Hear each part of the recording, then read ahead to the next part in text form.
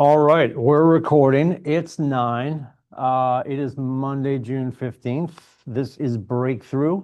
If you're new to the class, you're going to see a lot of the tenets from the Red Book in here. You're also going to sense that they're taking through critical conversations. We're going to do database today.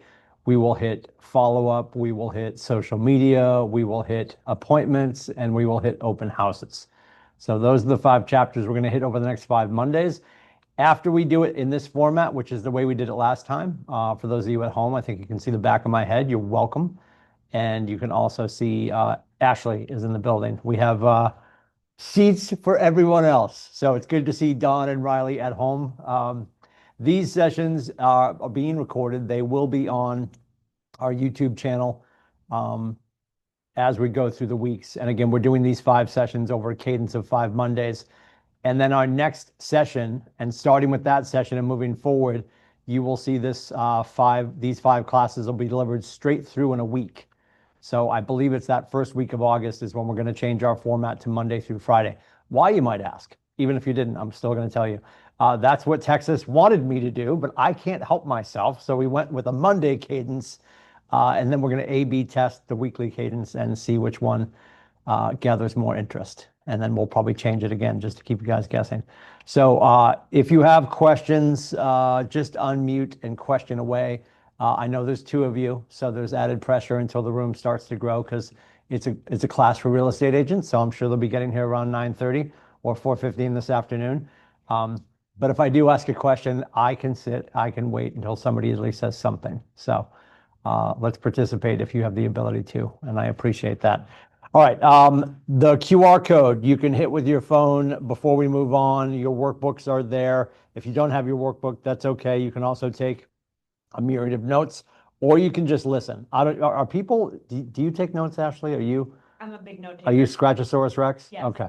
I always sit like a maniac and just listen, and it's always blown Kaylee away that I'll still leave a session and then quote somebody 6 months later. I'm not a note taker.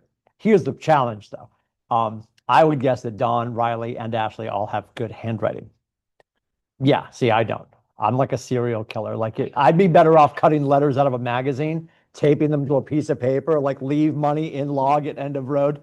Yeah, I'm not great. So, and obviously there's note-taking things that you see all people using at conferences and stuff like that. And there's also Mike's notes. If you're not familiar with Mike Hillary, is it Hillary? Hillary. Yeah, Mike Hillary has Mike's notes. If you look up Mike's notes, you'll find Mike Hillary. He is pretty sure he's in leadership, but he's an agent with Keller Williams, and he does notes at everything. And I think they've changed a little bit because I think before he was actually taking the notes. Now I think he's just using AI to take the notes, and he might be going back to remix them. It's still good stuff. He does a really good job. So if there's any major event that you're not going to be at and you want the notes, just go to Mike's notes, and he does that. I know I'm dovetailing off onto notes, but so learn however you want to learn today. Unmute when you have questions. We have the volume turned up here. There's a microphone here. There's 4 of us right now, and I appreciate you guys hanging out. So let's get started. Breakthrough. First and foremost, the understanding behind what Breakthrough is all about. Breakthrough 120 is the understanding that you're going to attend these 5 classes, and you're going to commit to 120 days to start, like 120 days to set the baseline and the fast twitch muscle of doing consistent lead generation. Obviously, you're in the class today. For the next 4 Mondays following today, you'll be in the class. Outside of that, we do have the Breakthrough Club, right? So kwbreakthroughclub.com is available right now. We've got students that were in this class before that go to that every day. It's their safe space for lead generation. Then today at 12 o'clock, we'll be going into the conversation that we call the Midday Protocol, where we talk about our 3 lead indicators: conversations and interactions, appointments set, and then, of course, contracts signed. So that's what this is all about. Gary and Jason Abrams, basically the thought process is if you are involved in this class, and awake is important, and you are also doing the lead generation that coincides with this class over the course of 120 days, i.e. 4 months, you could add 9 more pieces of business. And you hear these numbers all the time. Bold talked about the fact that if you attend Bold, you're going to get 11 pieces of business. If you're underwhelmed by your results from any class where there's some sort of a numerical promise made, we have to be honest with ourselves and stress test that against whether we were doing the activities or not. So on the other end of 120 days after today, if you knock on my door and you're like, didn't get 9 opportunities, well, did you go hunting for the 9 opportunities? And I'll ask that question because that's my job. So let's talk about, what do we feel a breakthrough is? Gary Keller says mindset on the front end, accountability on the other, and you'll get all the key ingredients of huge success. So quickly asking, what do you think a breakthrough is? Dawn or Riley? And I'm going to pick on the two of you because you're here.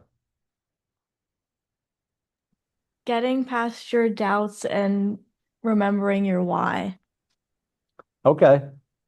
Getting past your doubts and doubts. remembering your why. Okay. Yeah.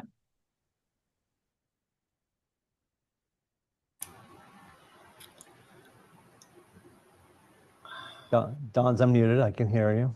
Yeah, I'm unmuted. I'm not sure how to answer. I just, I definitely need to increase business and taking advantage of another opportunity that Keller Williams gives us so that I have the steps to take to succeed. I appreciate that. Good to see your name, Dawn. Yeah, I would agree with you. I think a breakthrough is anytime somebody makes a decision to do something different to better themselves, right? And we talk about all the time, like if somebody's stressed out in this industry, which can come quick, we always talk about the breakdown before the breakthrough. There's that infamous cartoon of the guy in the coal mine and he's swinging the pickaxe and you see him turning around to leave the mine and there's perceivably one more swing of the pickaxe and there's gold on the other side of that wall or diamonds on the other side of that wall. And it's fascinating that people tend to break down before the breakthrough and they don't power through that. And there's a lot of support here, to your point, Dawn, and there's a lot of opportunity every day. So I'm glad that you're here for that. Let me click away. I'm grateful. You guys can see the slides deck at home, right? Am I making, everybody got share at home? You guys can see the slide deck? Perfect. Okay. Just double checking. All right. We talked about what breakthrough means. What do you want your life and business to look like a year from now? And you can just write this down. And if you want to share, you can share. But this is a great question. 12 months today, a year from today, where do you want things to be? What are you doing? Who are you surrounded by? How are you spending your time? What do your mornings look like? What do your afternoons look like? What are your weekends loaded with? Ladies at home, you're very excited. We have 3 people in the room now. Kaylee just joined us. All the support staff you could ever want. Oh, Juliana's here. I love that. Welcome, Juliana. So a year from now, what would you like your life to look like? And if anybody would like to share, I would love that.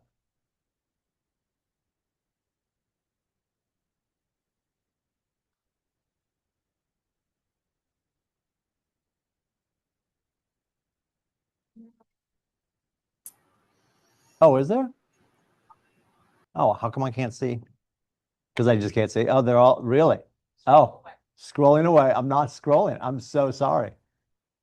It's my first day with electricity. Yeah. In the chat, Riley says financial freedom, family time, making a positive impact on people's lives. Very good.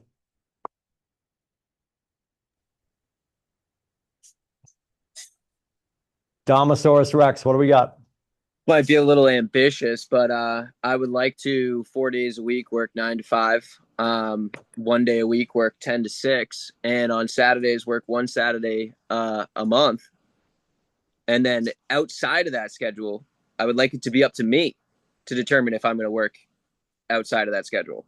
The weekends, I would love to hopefully be starting a family and trying to figure out how we're going to do all this with a baby running around. Little Doms and Domettes. Yeah. Can you imagine the hair at birth? I can't wait. Oh, I can't wait. You have no idea. Little Elvis is popping out. It's funny. I have really thick hair and my fiance has really thin hair. So it's a toss up where that's going to lie. She doesn't have thin hair. She has fine hair. Correct. Don't say thin. She will punch you in the neck if you say thin. Find Yeah, her. luckily she's not awake yet. Yes, yes.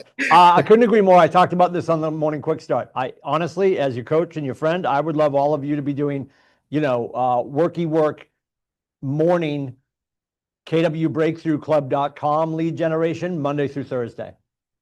If Monday was I'm calling people that I haven't talked to in a while that I know and love and trust. Tuesday, I'm making follow-up calls. Wednesday, I'm working on social media. Thursday, I'm door knocking. Every Thursday? Yep, every Thursday. That's called consistency. And then if you're doing that on a regular basis, Fridays, not every Friday, but eventually Fridays turn into walkthroughs and closings. And then based on your faith, you're at the temple on Saturday, you're at church on Sunday, you're spending time with your family on the weekends. Of course, you're working. The humans want to see houses and do stuff on the weekends, but you can pick one day to be the weekend day that you're going to do your open houses and work with clients, and the other day should be for your faith and for your family. And I don't think there's anything that should challenge your thought process moving forward. There's a lot of people on this call I know that are younger. And I say this to everyone, and I know I've said it to you, Dom. I say it with love. I think if you're in your 20s and you're just getting started, you're sort of in your eat shit season. Like you should be okay with, I'm going to lose a little sleep. I'm going to work a little harder over these next few years because I'm building foundational stuff. And then it gets to a point where you've earned the right to start to decide what your schedule looks like. And nobody needs to know what you're doing behind the scenes. And your friends don't know what you're doing in the morning when you're doing lead generation. They all think, well, she's always dressed nice. He always looks great. Just selling $1 million homes. It's all super simple. We know there's hard work. But I think if we really ratchet down and we get the worky work part done before noon, we can have the career we want in the afternoon, the life we want on the weekends. I think too many of us leave an industry of Monday through Friday, 9 to 5, trading our time for money. And then we get them here and we make terrible bosses for ourselves. And we create a worse employee status for ourselves when we come here and we claim to run our lives. So take a look at the calendar, commit yourself to being, really, really, really a stickler about what you're doing before 12 o'clock every day. And I think that the afternoons will start to develop in what you're looking for. So I appreciate that update. Anybody else? What do you want it to look like a year from now?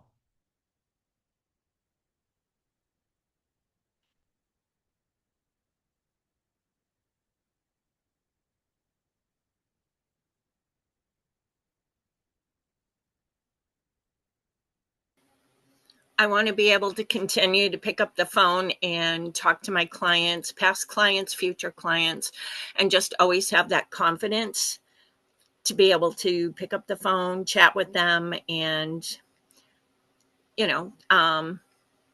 offer to help if they have any friends that need real estate assistance. But I also, and I got to tell you, thank you, because through the holidays, you had us making phone calls just to wish people happy holidays and stuff. And I currently have a listing because of that. Wonderful. When we had obviously the pandemic and we were doing, quote unquote care calls during the pandemic. And I love picking on her because she's fun to pick on and she's a fantastic human being. Marcy Francis called me as we were getting out of the pandemic and people were starting to come outside and take off their masks. And she's like, I really enjoyed that. I wish we could keep doing it. And I'm like, Marcy, we can make care calls every day. Like the number one reason people don't want to pick up the phone is they don't want to be salesy. And the challenge is, or I would challenge all of you to just don't be salesy. That's what the FORD acronym is. It's family, occupation, recreation, dreams. Or on Tuesdays, I make my gratitude calls because it's Gratitude Tuesday. I would argue, as your coach, start every morning with a gratitude call. Put yourself in the right mind space. As you're leaving that call with the right energy, and then you start making the calls that are challenging or maybe scare you a little bit.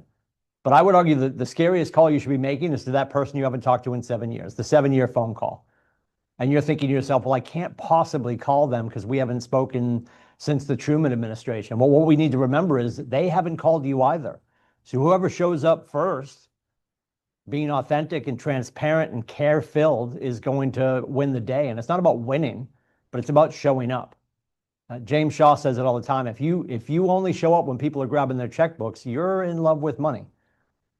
But if you show up on a regular basis, I saw you lost your cat, I saw your daughter graduated, If we keep showing up in the gap as a human, and I talked about this morning too, Cody Gibson said this about a year ago, we will be more successful in this age of AI when we are more human with more humans more often.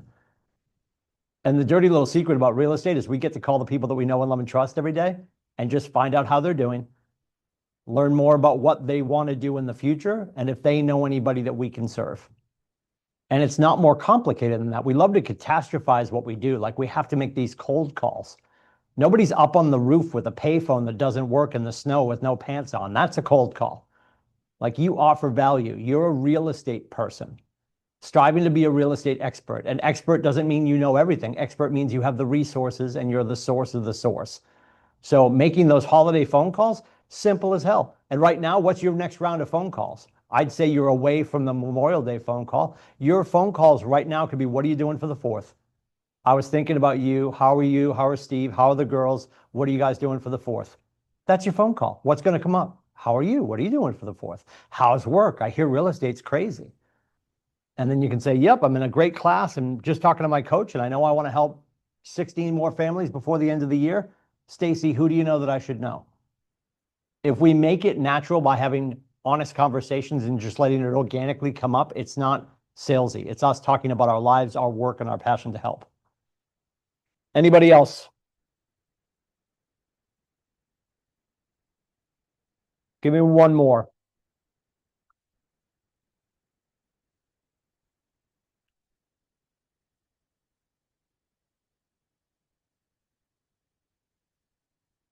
If you guys want to write it in the chat, If you'd like to text instead of pick up the phone, you're really giving them it out. The whole thing is about talking. I know, but I got my cucumber water today. It's not my favorite. If you're playing at home and you can't, oh, you can. I'll hold it up over my shoulder. tea. It's Cucumber water. it's with cucumbers, which I thought would So work. healthy. It's sort of like a wet yawn. It's a little boring. Little mucusy. No, I didn't mean that. Now you look at the numbers dropping. Coach is going to drink his wet yawn. Hang on a second. It's just not as good as I thought it would be. I love green tea, but green tea with cucumber sort of swing and a miss. Swing and a miss, Arizona. Come on, guys. I gave you an out. I said you can write it in the chat and I'd read it for y'all. It's like drinking a salad. Mm, Yeah, that's the problem. yes. Yes. I've had a beverage before that's tasted like chicken soup. So I know exactly what you're talking about. Maybe it was cold chicken soup. No, it's really good. You're in the right building. It could have been hot gazpacho. Ew. That's happened here before. Why did you heat up the gazpacho? Because I didn't know it was gazpacho. All right, again, the goal in Breakthrough 120 is to have 10 real estate conversations a day, 5 days a week for the next 120 days to set up your 9 agreements. We talked about what the 120 means. And the 120 isn't like, oh, I did 120 days of lead generation. Now I can stop doing it. No, it's about doing it consistently for 120 to build the discipline, to form the habit. And if we're being honest, 10 real estate conversations a day is baseline. A lot of you took bold or you've taken bold. Bold, the baseline is 20 conversations. And this number is going to be different for everybody. What do your goals look like? How many people do you know that you need to talk to? And when we do the midday protocol today at 12 o'clock, and as you guys start to move out of this class and over the next 4 days of the week, jump into Breakthrough Club and then stick around for 11:59 when we start to talk numbers, I'm simply going to ask people that are willing to share. Dominic knows other people on this call have been in there. You can share or just watch people share. But we want to know conversations and interactions. And then appointments to sit with buyers, sellers, or investors. And then agreements signed with buyers, sellers, investors, or have you put anybody on contract with a purchase and sale? Like that's what we're looking for. Those are the lead indicators that tell us what our pipeline is doing. We can't grow what we don't measure. We can't measure what we don't track. And if we're not tracking, we're not holding ourselves to account. So that's the math. Don't catastrophize this. Like I have to talk to all these people. 10 conversations about your business and your future a day. It's not a homework assignment. It's a pathway to your goals. Questions on that?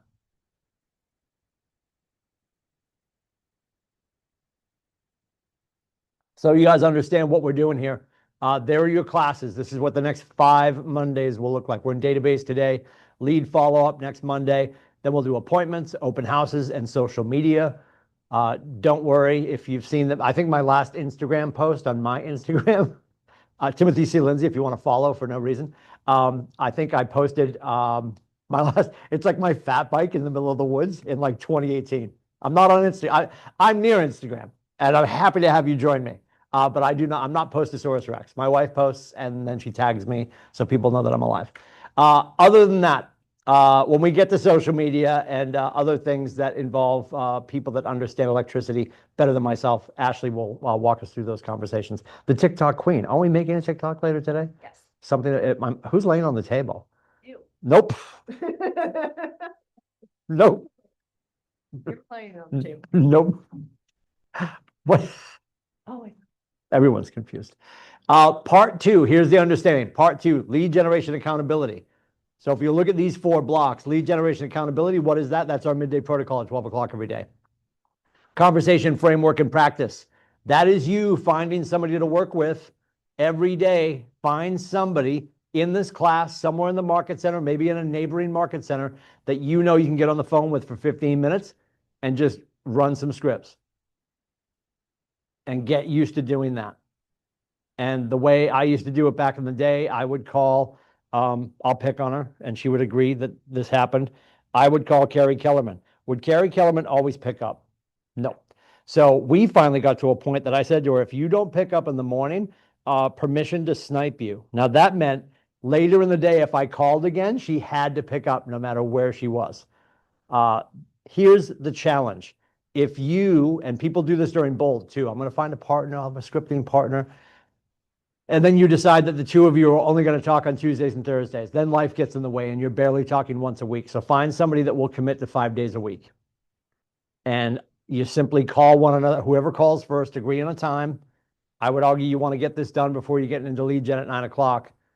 But figure out somebody that you're going to get on the phone with and just, you could get really comfortable where I'd just call Ashley and I'd roll right into it.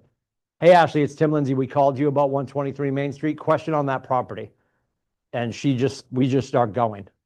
Or she could say, hey, next week I want to work on FSBOs and I'm going to call you. You're going to be the client, whatever. And have somebody to just give you a couple of reps. We want to give them a few no's, give them a win, get off the phone. It's a great way to stretch before you get out there and start talking to people. Proven lead generation strategies. What do we know is working? That's our breakthrough club. And then mindset and motivation. I would say that is James Shaw.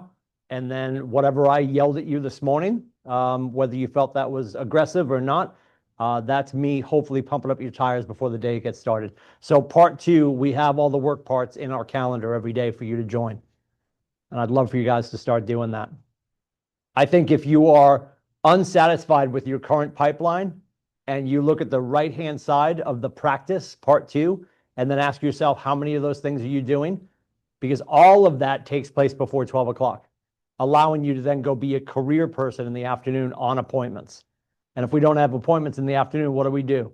I'll let somebody unmute and tell me. If you don't have appointments after you finish lead generation, what could you do? More phone calls. There it is. And it doesn't have to be phone calls. I love the phone calls.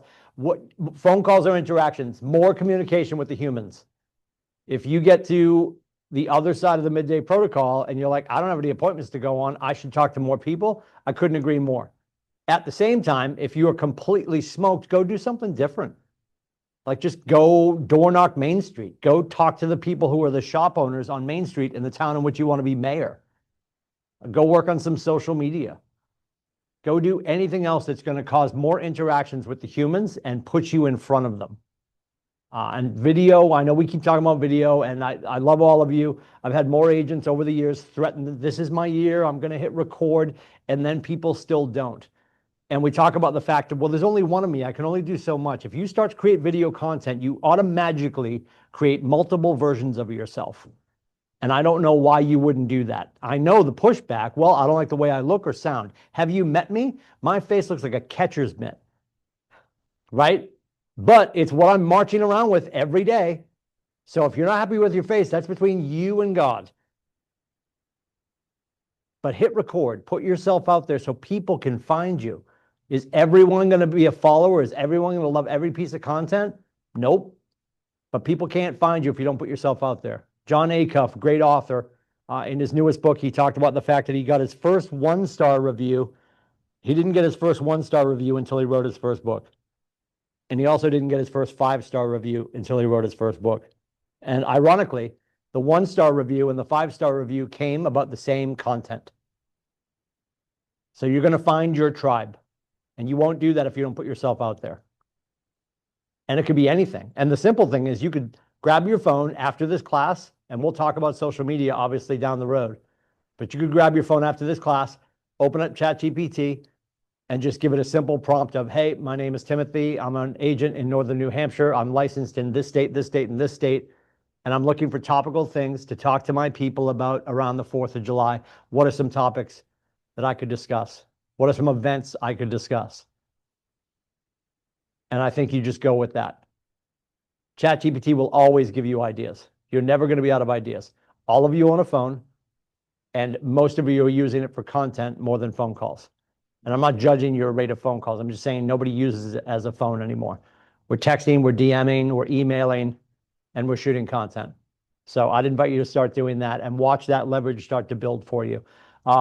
Wednesday, after all partners on Wednesday, the great Mike Gagnon is going to teach a class about social media in Meredith. And I'd invite you to join him for that because he was not pushing record. He committed to it a year ago, February. So it's been over a year now he's been doing content.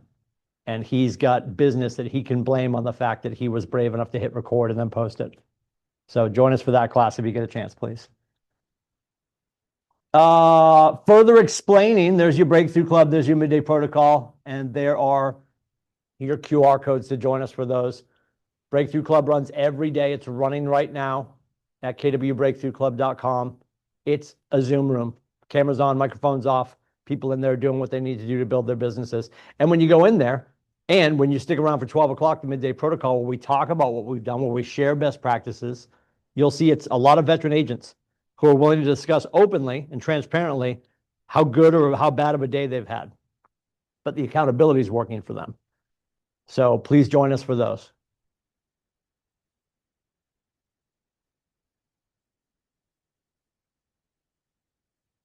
So success leaves clues. Gary talks about this all the time.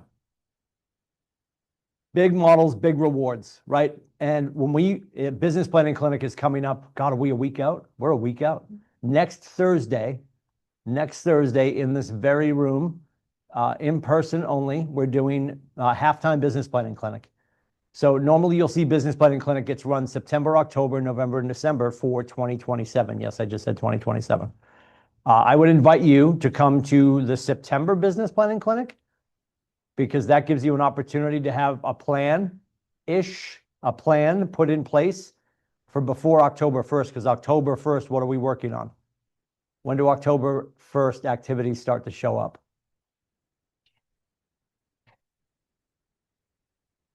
Right now. When do October 1st activities start to show up, Dominic? July 4th, July 1st. No, October 1st. Oh, I apologize. Activity 90 days out. So when we start working in Q4, when you guys start working in Q4, you're actually working on 2027 Q1 results, right? So that's why I would invite people to make sure they're in the September business planning clinic if they're available for that. Getting to a fall business planning clinic is important. Getting to it annually is important because your business and your life is going to be at a different place and you're going to have different goals and you'll be setting new goals and new infrastructure within your business. The reason we do a halftime business planning clinic over the summer is a lot of people attended in the fall. They took copious notes. They had these remarkable goals. And then they look up and they're like, oh, I don't even remember what I told myself I was going to do. So it's a great time to sit back down and review. So at least Q3, July, August, and September, you can put in 90 days of work that will help you slam the door on Q4. Because everything you do in Q3 will show up before the end of the year. And I need everybody to sort of divorce themselves from freaking out about, well, if I don't get it done by this or that or whatever. I want you, honestly, moving forward to be a January 1st to December 31st realtor. Just be a business person.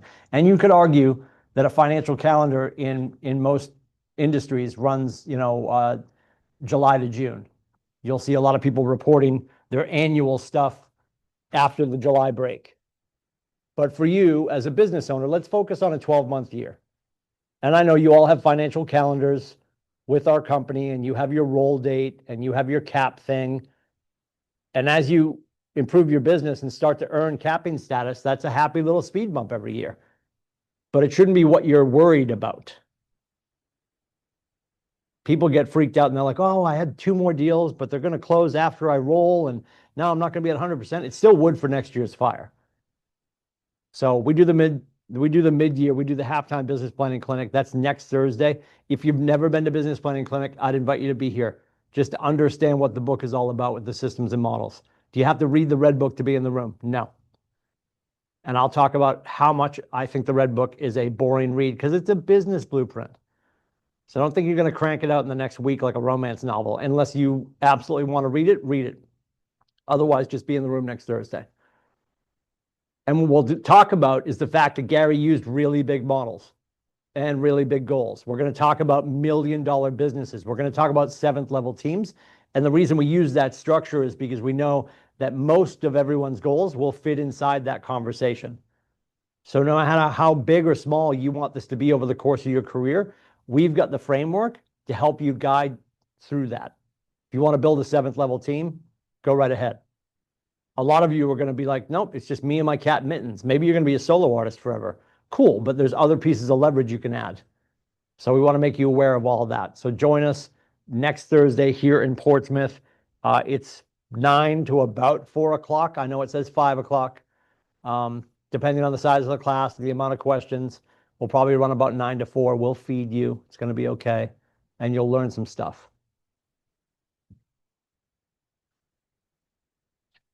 So the 80-20 principle, does anybody know what this is all about? Can anybody share what this is about?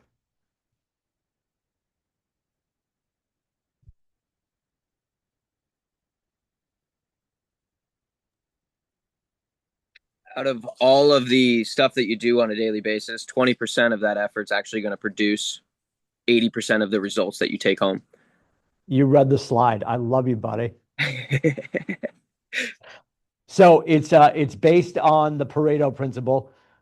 He was an Italian economist, and he one day just came up with the concept. He's like, basically 20% of the people own 80% of the land. And that principle has fallen into place with most industries, certainly sales industries. And it's the big rocks. It's 20, and it seems counterintuitive. It would feel like, no, I'm going to do 80% of all my work is going to maybe give me 20%. It's the most important things, your big rocks.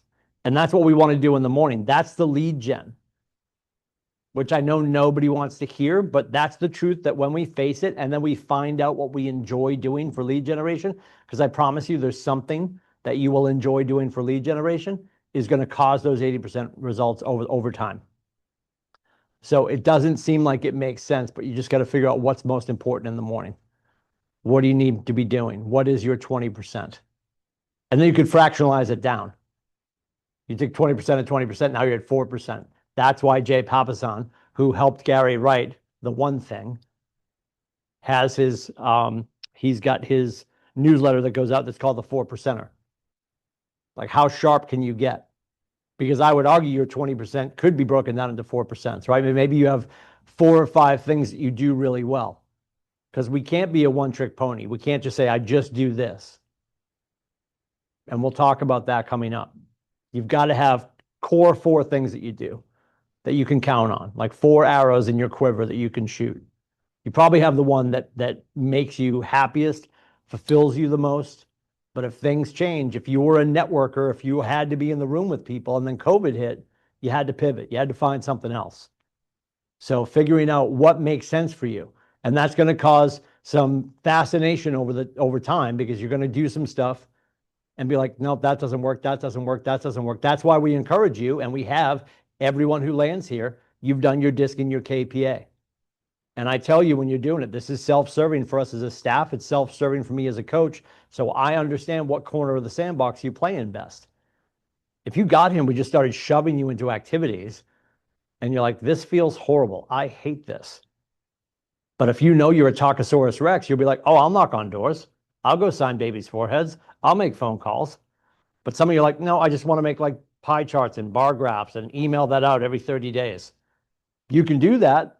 I would encourage everybody to do that, but that's going to take time. So you need to have a diverse mix of things that you're doing. So you're talking to as many people as possible. You want to be able to broadcast your value so you can narrowcast your service.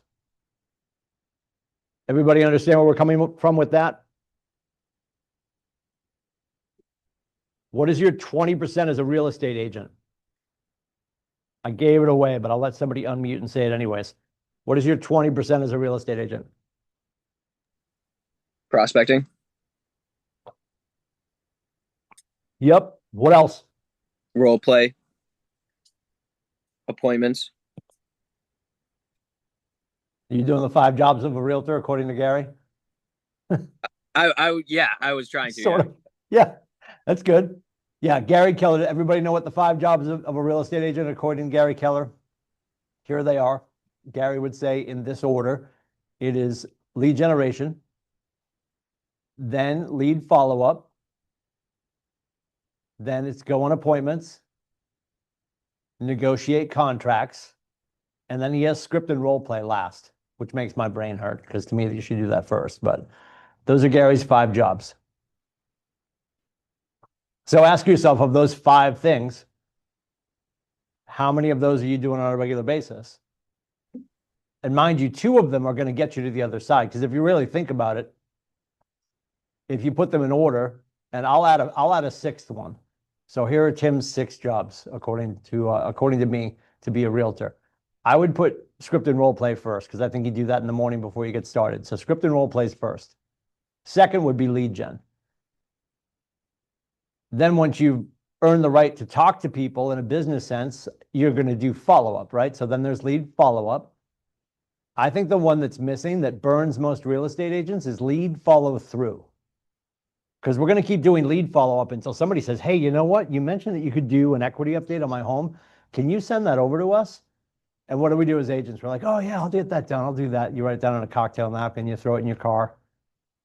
You didn't put it down anywhere to hold yourself accountable. And then 2 weeks later, somebody calls you and they're like, hey, we never got that equity update because you didn't do it. And the challenge there is they finally asked you to deliver and you couldn't because you didn't write it down. So I think lead follow through is missing. And then on the other side of lunch, you're going on appointments and you're negotiating contracts. And if you don't have anything to do in the afternoon with appointments or contracts, you get right back to lead generation, which I know sounds like brain damage, but until you get your first appointment, you should be finding people who need to sit with you. That's our job.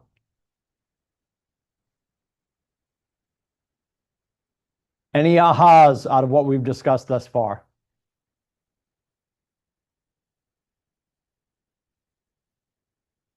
I shouldn't say any ahas. Give me an aha out of what we discussed thus far.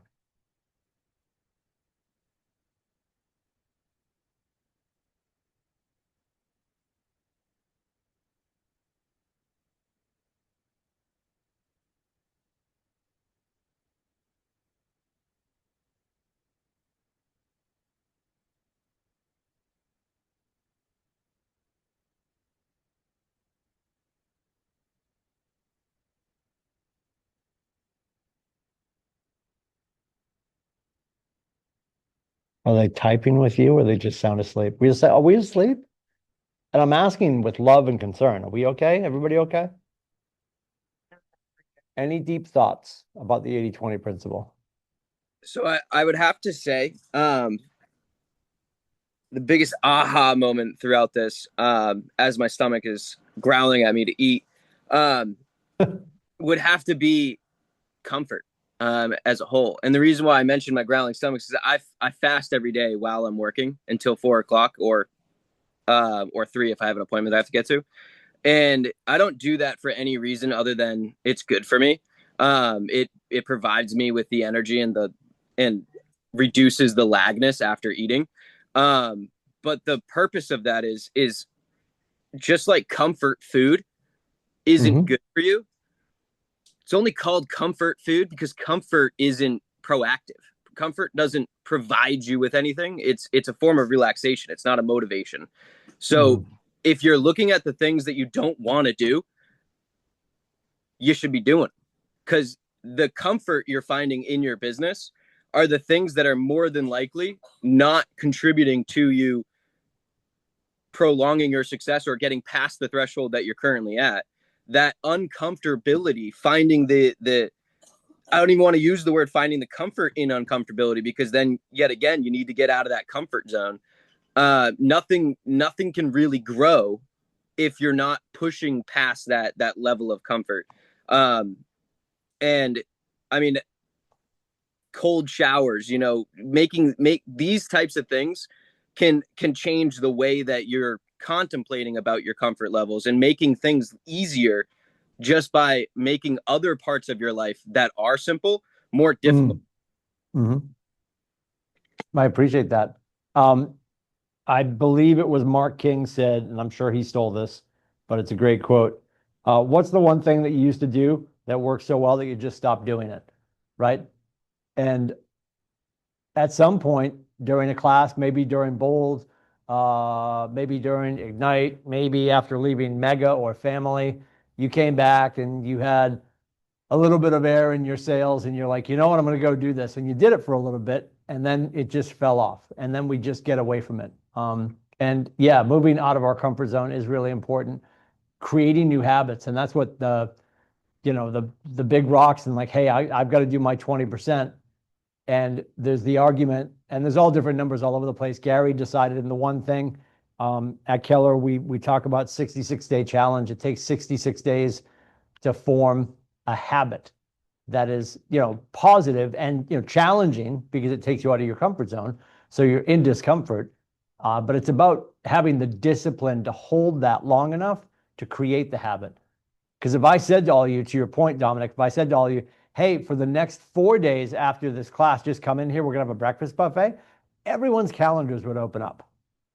And I'm going to say this with love.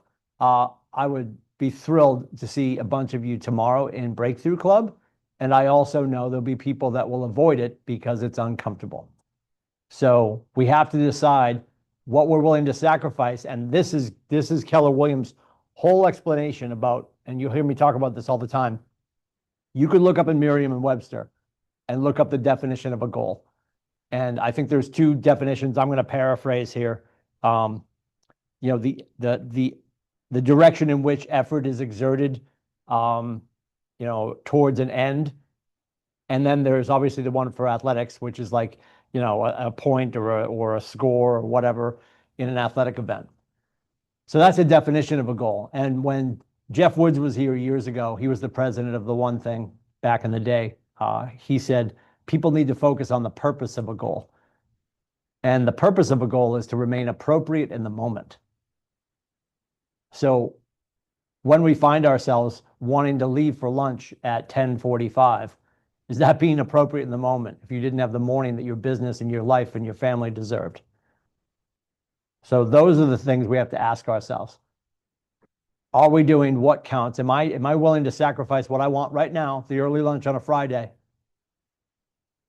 Am I willing to sacrifice that for what I want in the future? So your someday goal could be 20 years out. And you keep ratcheting that back to the 10-year goal, the 5-year goal, the 3-year goal, the annual goal, the quarterly goal, the monthly goal, the weekly goal, the daily goal, and then the morning goal, right? You hear us say, win the morning, win the day. Did you do what you need to do this morning to stack the accountability and the compounding interest of your future? And it's just about doing those next right things, those big rocks, that 20%. So we're going to talk about database today. We're going to expand your sphere of influence. It's a sphere of influence. I hear a lot of people saying sphere of influence. I think if you had a spear and you were poking people, they would probably talk to you more. It's a sphere of influence. And I'm also going to break this down a little bit. I'm going to pick on sphere of influence. I think people Frankenstein this a little bit and take it out of context. I think everyone has a sphere of influence, yes. But I also think you also have a sphere. Like everybody has a bunch of people they know. That's your sphere. I think the circle inside of that, more concentrated, is your sphere of influence. These are people you have influence over or who have influence over others. And then I think you get inside that next circle and you start to get to ambassadorship and the people that are going to send you deals every year, every quarter. So when we talk about sphere of influence, it's not everybody you know. You've got people in your sphere that are movers and shakers. That's your sphere of influence. And then we want to practice conversations with your sphere of influence through daily role play. And of course, getting on the phone or getting with them and having conversations. We talked about part 1 and part 2. Everybody understands that. I can see everybody nodding, even though your cameras are off. It's fine. All right, let's talk about fear. I love this. I remember this I think it was 2 years ago. Jason Abrams told us at like Mega, it's like Gary's studying fear right now. I'm like, what is about to happen? If you want to be a KW8, if you want to be a KW agent, you got to get in this huge fish tank. We're going to put tarantulas inside. And you have to stay there. Jeff Rogan's going to be there. It's going to be called Fear Factor. It'll be on NBC Thursdays at 8:30. Oh, I'm trailing off. Sorry, kids. 2 types of fear. Rational fear is based on real circumstances. Example, managing my schedule will be challenging and I may not have work-life balance. Irrational fear is a fear of something bad happening when we have either no probability or a small chance of that thing happening. Going to your aunt's house for the 4th of July and not getting in the pool because you're afraid of sharks. That would be an irrational fear. Example, no one is ever going to want to buy or sell real estate with me. Can anybody give me an example of a rational or irrational fear that they have? I had an irrational fear of picking up the phone and calling people. And I'm still amazed every time I pick up the phone and I get a pleasant response. They're like, oh, Dawn, hey, how's it going? You know, They're actually happy to hear from me. And I love that, but it surprises me almost every time still. So I still have that irrational fear that, oh my gosh, what if I call them at a bad time? What if they're going to be, reject me on the phone or whatever. So rejection is like a big fear I have. Mm-hmm. Well, and yet it sounds like, maybe not every time, but would you argue 99% of the time when you call somebody in your phone that you know and love and trust and they pick up, it goes well? Yes. Okay. Which is why it's an irrational fear to be afraid to pick up the phone and make the calls. So next question for you, my friend. Why are we not doing it more often? Because I feel like if you did it more often, the fast twitch muscle would then tell you, I can do this and there'll be no issues and I will be more successful and I will help more people. Well, I do definitely need to pick up the pace and do more phone calls, but I have been making the phone calls and so things are picking up slowly, but they're picking up. Good. As long as you do, well, you know the new baseline now with this class is 10. Like making sure when your head hits the pillow at night, you've had at least 10 conversations where the opportunity for you to ask them or ask them for, the ability to serve themselves or somebody they know and love and trust. I know I talk about the math exhaustively, and here it is again. 6% of the United States will be involved in a transaction in the next 12 months. So we can distill that down to our databases, and we can know whatever you have in your phone or your database, whether that's Follow Up Boss, Brivity, Command, and obviously in this class we'll be talking about Command. Everybody at our company has access to Command. So when you open your database, if that's where you have most of your people, whatever that number is, times 0.06, that's how many opportunities are out there. Veteran agents always push back to like, Timmy, yeah, I ran that math and my database was at this number last year and I didn't experience that kind of business. Agreed. And it's because we didn't have enough conversations. Even our most successful teams are missing opportunities because they're not having enough conversations. Ask a top producer, ask a 7th level team rainmaker what their biggest challenge is. And it's the fact that they have eggs rolling off the table and smashing on the floor because their team is not getting back to the opportunities that are coming in from the listings they have, from the services they're connected to. So, and I talked about this morning too on, I'm going to throw a couple books at you. I know you're shocked. I talked about this morning. It's a great book from Ed Milet, The Power of One More. And he talks about his father overcoming alcoholism. And what he did, he asked him, he said, how'd you do it? And he's like, well, I just decided that I was going to stop drinking. And then I just had a conversation with myself every night. I could do it one more day. I could do just one more. So when you think you've made your last phone call, what if you made just one more? There's a mindset. If you've ever skied or snowboard, you never said to your friends, I'm going to do one more run.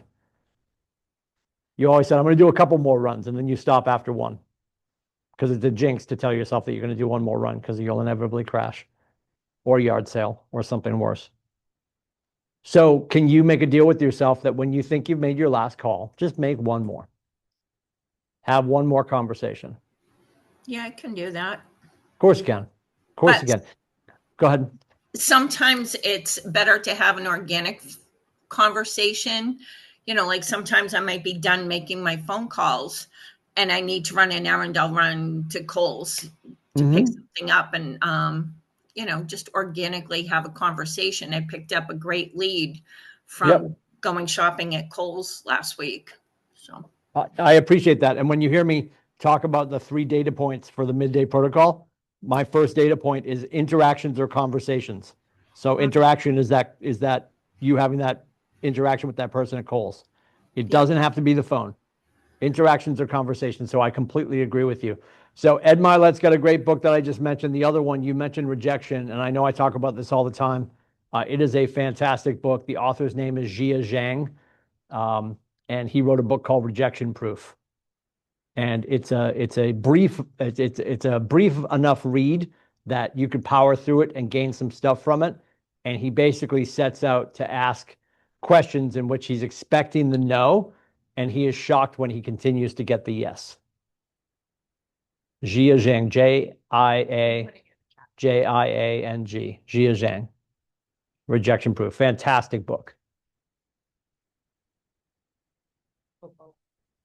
And of course, to Don's point, and I think all of us need to remember, it would be madness, I think, if you got somebody in your phone and you haven't talked to them in a while and you call them and again, storyboard something in your head, like, when like, what do we know right now? We know this week, based on our DTD2, do the database 2, that we are talking to our T's and J's, which you can go first name, last name, but most people would go last name. So everyone with a last name that starts with a T or a J is getting a phone call this week. And everyone that has an initial K for a last name would be getting a text this week. So I'm going to go through, and every night I'm going to, I at least want to have these 20 conversations. And I'll storyboard my next 20 conversations. Nothing crazy. But if I get a hold of Ashley, I'm going to talk about Disney. I'm going to talk about, thank you. Taylor Swift, Disney, the new Kowloon Tiki Hut at Revere Beach, which is going to be magical. That's coming to a theater near us. The arrests are going to be through the roof this summer. And how much the Red Sox stink or whatever, right? But I'm going to talk about what's important to her. What's going to come up, right? I'm going to ask about work. She works at Liberty Mutual. She's going to say it sucks. And I also know she's got a great personality. So maybe she should come play with us in real estate world. And then counterintuitively, she's going to be like, hey, how's real estate? I heard it's crazy, because that's what they're hearing on network news. And why is that the headline they're running with? Because we're not talking to them. We're letting them be dominated by network news or the C block on MUR, where they take a story from NAR from 2 years ago and they tell you that if you try to rent a house in New Hampshire right now, you might be killed. Like the fear mongering around real estate in the news that we aren't controlling. These are all reasons we should be on the phone with our people. 4,000%. So I appreciate you talking about that, Don. And if I can add into that, Tim, You cannot. You've spoken too much. Go ahead.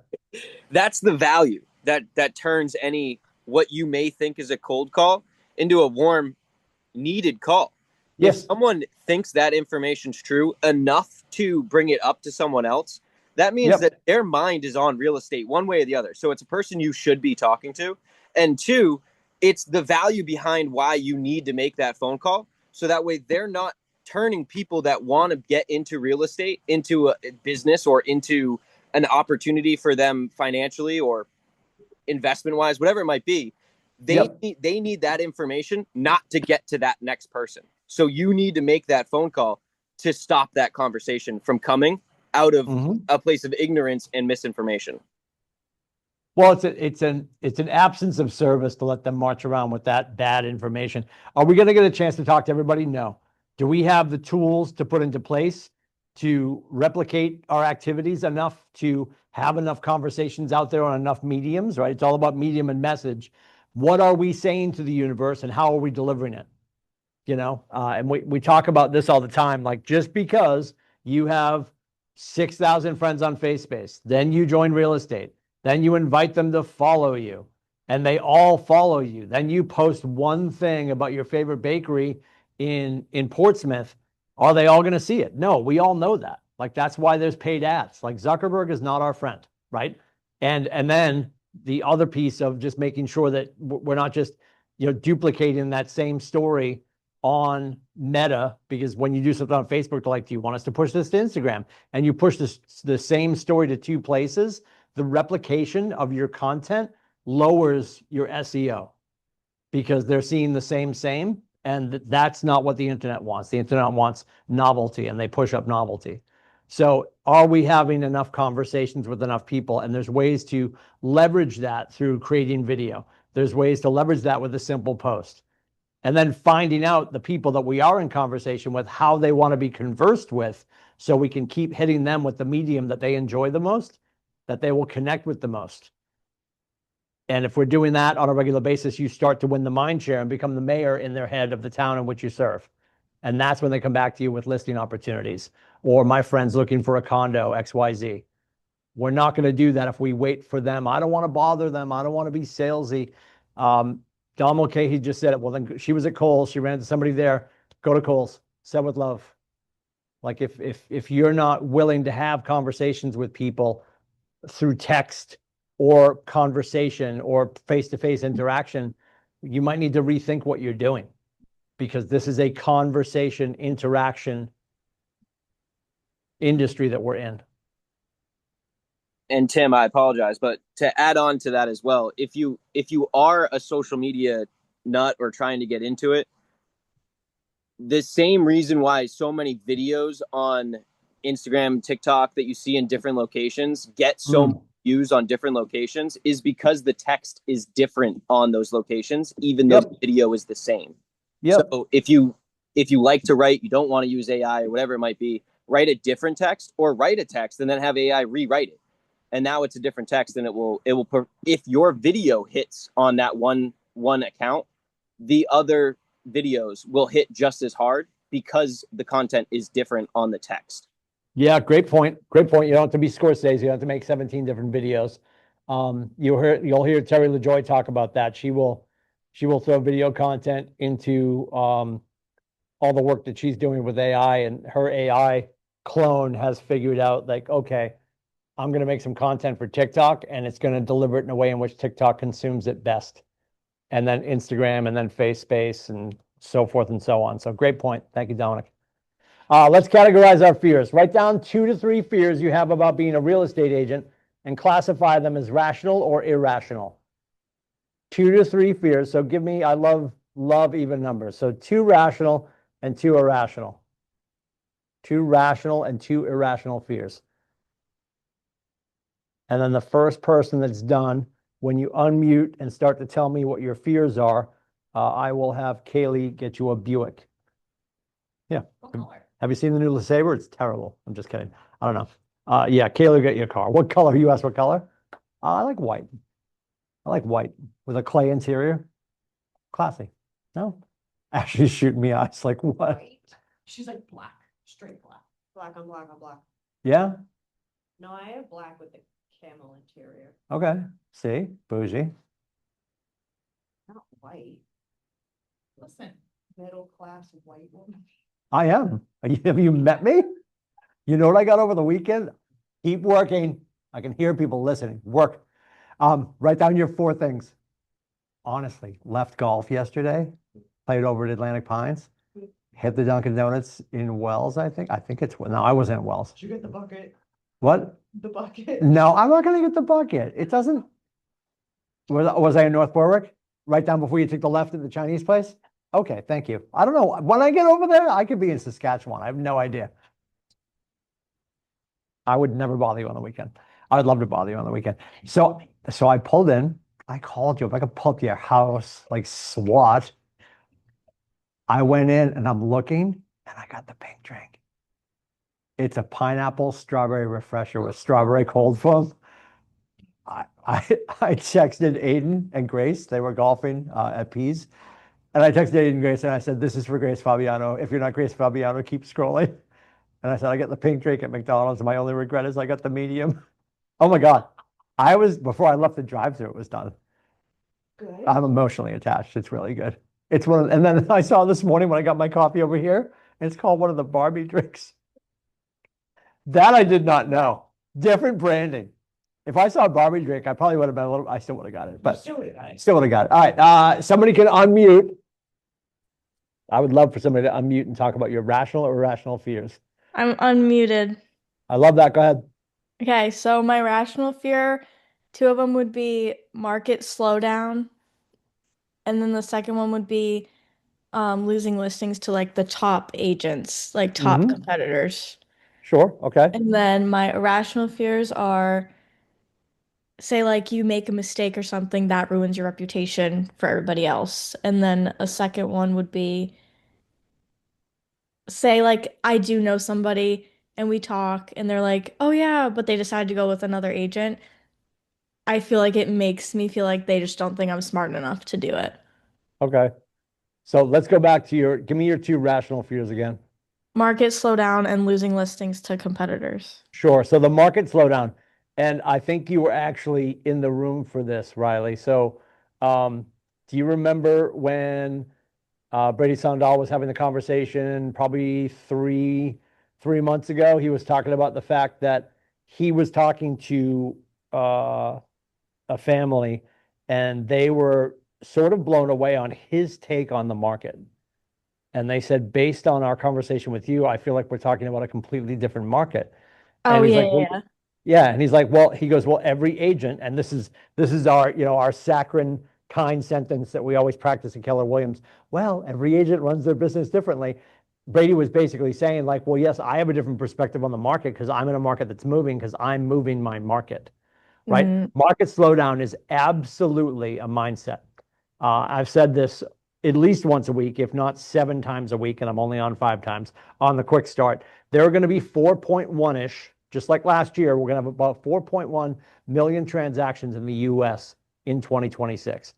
Everyone on this call, I need you to do some quick math. Do you think the goal you have set for how many families you want to serve this year fits inside 4.1 million? I'll wait. Somebody can say yes. I mean, yeah. Yeah. Nobody like, well, if we all did a lot of work, but I mean, everyone's goal fits inside that number. So now the mindset is know that most agents may be feeling the same way you are. Now, how many people can you almost hear on a Monday morning taking their foot off the gas? That's why you hear Gary say it all the time. That's why you hear me echo it all the time. Go out and get your unfair share, because there's more than enough opportunity for every one of you to hit and supersede the goals you have set for yourself. Yeah. And again, I know as a coach, I should be talking about units and volume and GC. I don't care about that. I think we have to emotionalize and romanticize what we're doing for a living. So people around us that want to help us, that 6% that are going to be part of or right next to a transaction, think of you.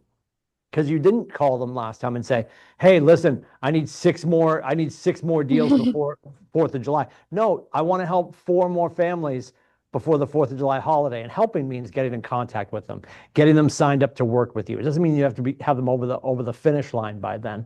But the fact that there's a market slowdown, that is a perception that we all have individually, right? And we have to remember everybody's perspective is their own. And we just have to change it by deciding and having a conversation with ourselves, right? Bold law, people grow into the conversations we create around them.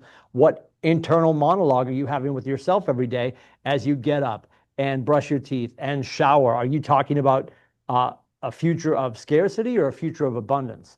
You know there's more than enough opportunity out there. Ask yourself the real question. Is it a market slowdown or a communication slowdown? Yeah, that's good. That's the question.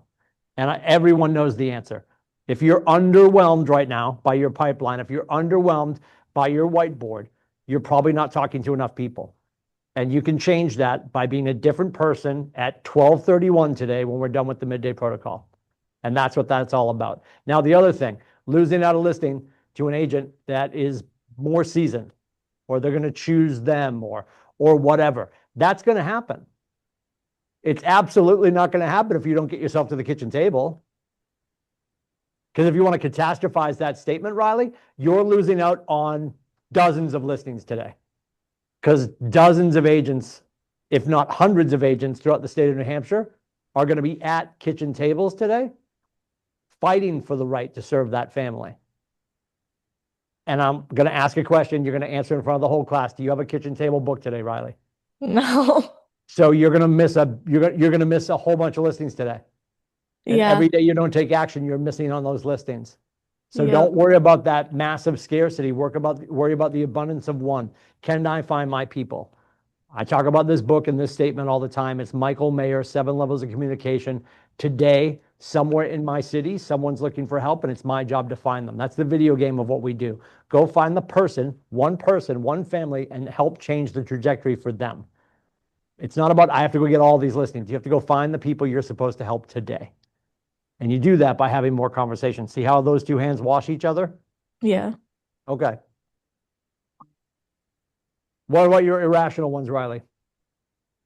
Oh, like, so obviously I'm a rookie. So if I make like a mistake in the beginning, will it like ruin my reputation for forever? That's an irrational fear because it probably wouldn't. Of course it won't. Well, here's the thing. Inside the parameters of the law, right? And Nate said this to me like day one. Nate's like, dude, we're making omelets. You're going to break some eggs. Yeah. And I think our fear of breaking eggs, our fear of walking on eggshells, our fear of, well, I don't want to paint outside the lines. There's nothing that you or any other agent at our market center who has access to the best brokers on the planet, right? Like think about you have access, our broker team, Nathan Dickey, Jennifer Vashon, Jason Westcott, and Alice Kabaki. Yeah. Like that's an obnoxious amount of talent for one market center to have access to. So they're all a text or a phone call away, right? And I put Yep. them out of order. Make sure you're calling Jason first, right? But also it could elevate to JV's desk, it could elevate to Nathan's desk. But you have to think about those 4 people, how long they've collectively been in real estate and how much they know and the people they can connect with. So all that is available to you. And the fear that you're going to do something wrong, I can tell you time and time again, Nathan is so proud when he gets a phone call from somebody. And this was a while back and it was pretty funny. I'm not going to get into the raw details, but I will share it was Brandon Schaefer. Brandon Schaefer was calling on behalf of the Zoller project. He was calling this guy and calling and calling and calling. And the guy wasn't getting back to him, but he finally reached out, figured out Brandon was connected to Zoller, connected to KWCLM, connected to Nate. And he called or wrote Nate a letter. And he talked about the tenacity of Brandon Schaefer and how he was continuing to reach out. And Nate clarified, he's like, well, have you ever told Brandon to stop reaching out? He's like, no. He goes, I wanted to reach out to you so you could have him stop. And he's like, I'll make sure he knows. And at the time, Brandon was downstairs in Nate's old suite. Nate walked across the hallway. It's like, just want to let you know, this guy wants you to never call again. So don't ever call again. And great job.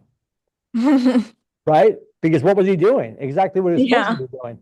Exactly what we're supposed to be doing. We're supposed to show up assuming that if somebody raises their hand with a real estate question, or if there's a real estate need, we're gonna hit them and keep checking in with them. And this is a Tom Ferry thing. You'll hear him talk about it all the time.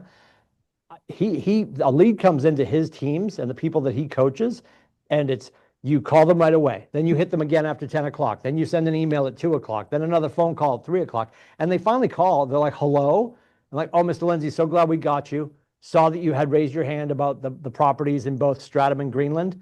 And the reason we've been adamant about getting a hold of you is the market is moving quickly right now. And we wanted to make sure that we didn't miss anything on your behalf. Could we have a conversation about where you stand, what your timeline is? They're just proving the point. Things are moving quickly and we don't want to underserve you. And if you really think about it, when you do step into a real estate transaction as a buyer or seller or investor, nobody wants somebody who's moving like a troll you know, or a turtle. Yeah. Like, let's hustle, move it, you know? And if they need to gauge you down, they'll gauge you down. But I know right now in this market, I want a shark out there, not a guppy, right? Mhm. So showing up tenaciously, showing up with the confidence that you have an entire team behind you, that's absolutely an irrational fear. And I know you know that, but you're not gonna break any laws doing what you're supposed to be doing. You might go outside of what people want done in the time frame they Yeah. want done, but that's the point of getting a hold of them, right? So you can Right. find out.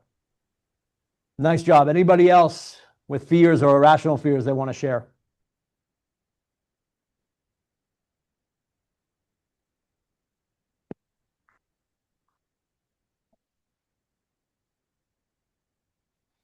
I would say, very similar to some of Riley's. Some irrational fears I have would be Yeah.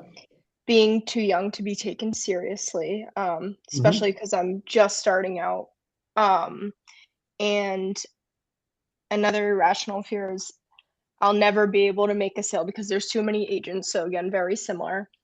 And Yes. then I would say some rational fears for me would be not being able to answer certain questions about the market, just simply not knowing as much about the market, which I know is going to happen, but just in general, Mhm. that awkward moment of not knowing how to answer a question.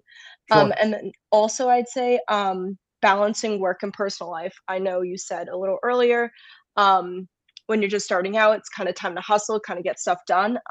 Yep. But I feel like I have a tendency to kinda overwork, which I'm thankful for, but again, kind of balancing it out so I don't go through burnout. All right. I'm gonna bug you to walk me backwards through these. So let's talk about work-life balance first. And hear me loud and clear. There's no such thing. It's Mhm. it's a it's a counterbalance. I would argue that today, based on the fact that you're in a 3-hour class, work is winning today. Yes, right? Yes. You know, like you chose, at least for your morning, work is going to be the focus. And I think every day, certainly as a husband and a father, I know Monday through Friday for me, work's going to win. And weekends for me, with my role, obviously, I'm off on the weekend, but my phone's still on and I'm talking to you guys, but not in the way in which I would during Monday through Friday. So I'm making a choice Monday through Friday that work is going to take precedence, but it's not going to be the whole thing. Gary's got a great class called Quantum Leap. And the contention he has is that too many of us look at our entirety of our life and say, okay, in my youth, I'll be learning. Then in my adult life, I'll be earning. And then after that, at some point, I'll step away from work and I'll be retired and I get to go play. And those huge chunks of your life where you're just in one category, you know, arguably 90% of the time, he said, why can't we flip that on its side? And on Monday, could there be a chance for me to learn and earn and play, and Tuesday and Wednesday and move through it that way? So you're counterbalancing. There's no such thing as work-life balance. I think that's a throwaway corporate phrase that people love to throw around. We've got great culture and great work-life balance. I'm not going to lie to you, and I feel very strongly about this. I think if you are just getting started, no matter what your age, if you can understand that there'll be some foundational stuff that's going to take a little bit longer to work through, and know that Mhm. there's going to be more blood, sweat, and tears in your freshman and sophomore year of real estate, and then it'll start to level out. But we can make a schedule for anybody's lifestyle and whatever you want it to look like. I just find it fascinating when somebody comes in here and they're not prepared to do the work that it is because maybe they were misled by HGTV or something else. Mhm. What was the other one you mentioned before that? For rational, Yeah. I said being unable to answer questions. Yeah, great one. And I'm gonna give you, like, I'm real big on semantics. I never want anybody at this company to say, "Hey, Mr. Lindsay, I don't know. I'll find out." Like, never say that Mhm. ever. Because we know what Portsmouth and the 13 surrounding towns, the average price point is $1.2 million. Does anybody want to hear, "I don't know. I'll find out," when we're talking about 2 decimal points in the price tag? Like, No. that's not my favorite idea. So don't say that. I would replace that with, "Great question, Mr. Lindsay. Let me look into that for you." Now, Okay. people could argue that's disingenuous because you're using different language to say the same thing. I think you're complimenting me because you're telling me I'm wicked smart because I asked a great question, and you're going to find the answer, which is what we do every day. There's not an agent at our company that will have all the answers today. You'll hear Jason Westcott, our broker, say, be the source of the source. You want to be the connective tissue between your clientele and the community and the resources that we have in real estate. And you're always going to have a team of some sort that you reach out to with text and phone calls. Obviously, our broker team, the rest of the staff here, everybody on our staff that used to sell is asked to step out of sales so we can be full-time doing this. So Ashley, JV, Westcott, myself, we all used to sell, and we don't do both. You'll have market centers that have people that do both, and Nathan didn't want that. Our job full-time is to be here for you.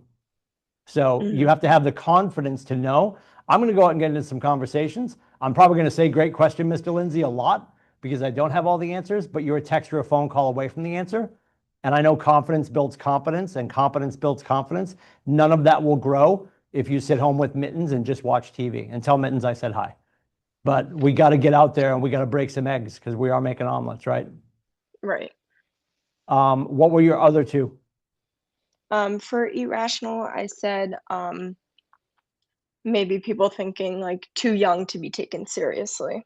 Yeah, you got to get started. This is the fascination that I know a lot of college students have.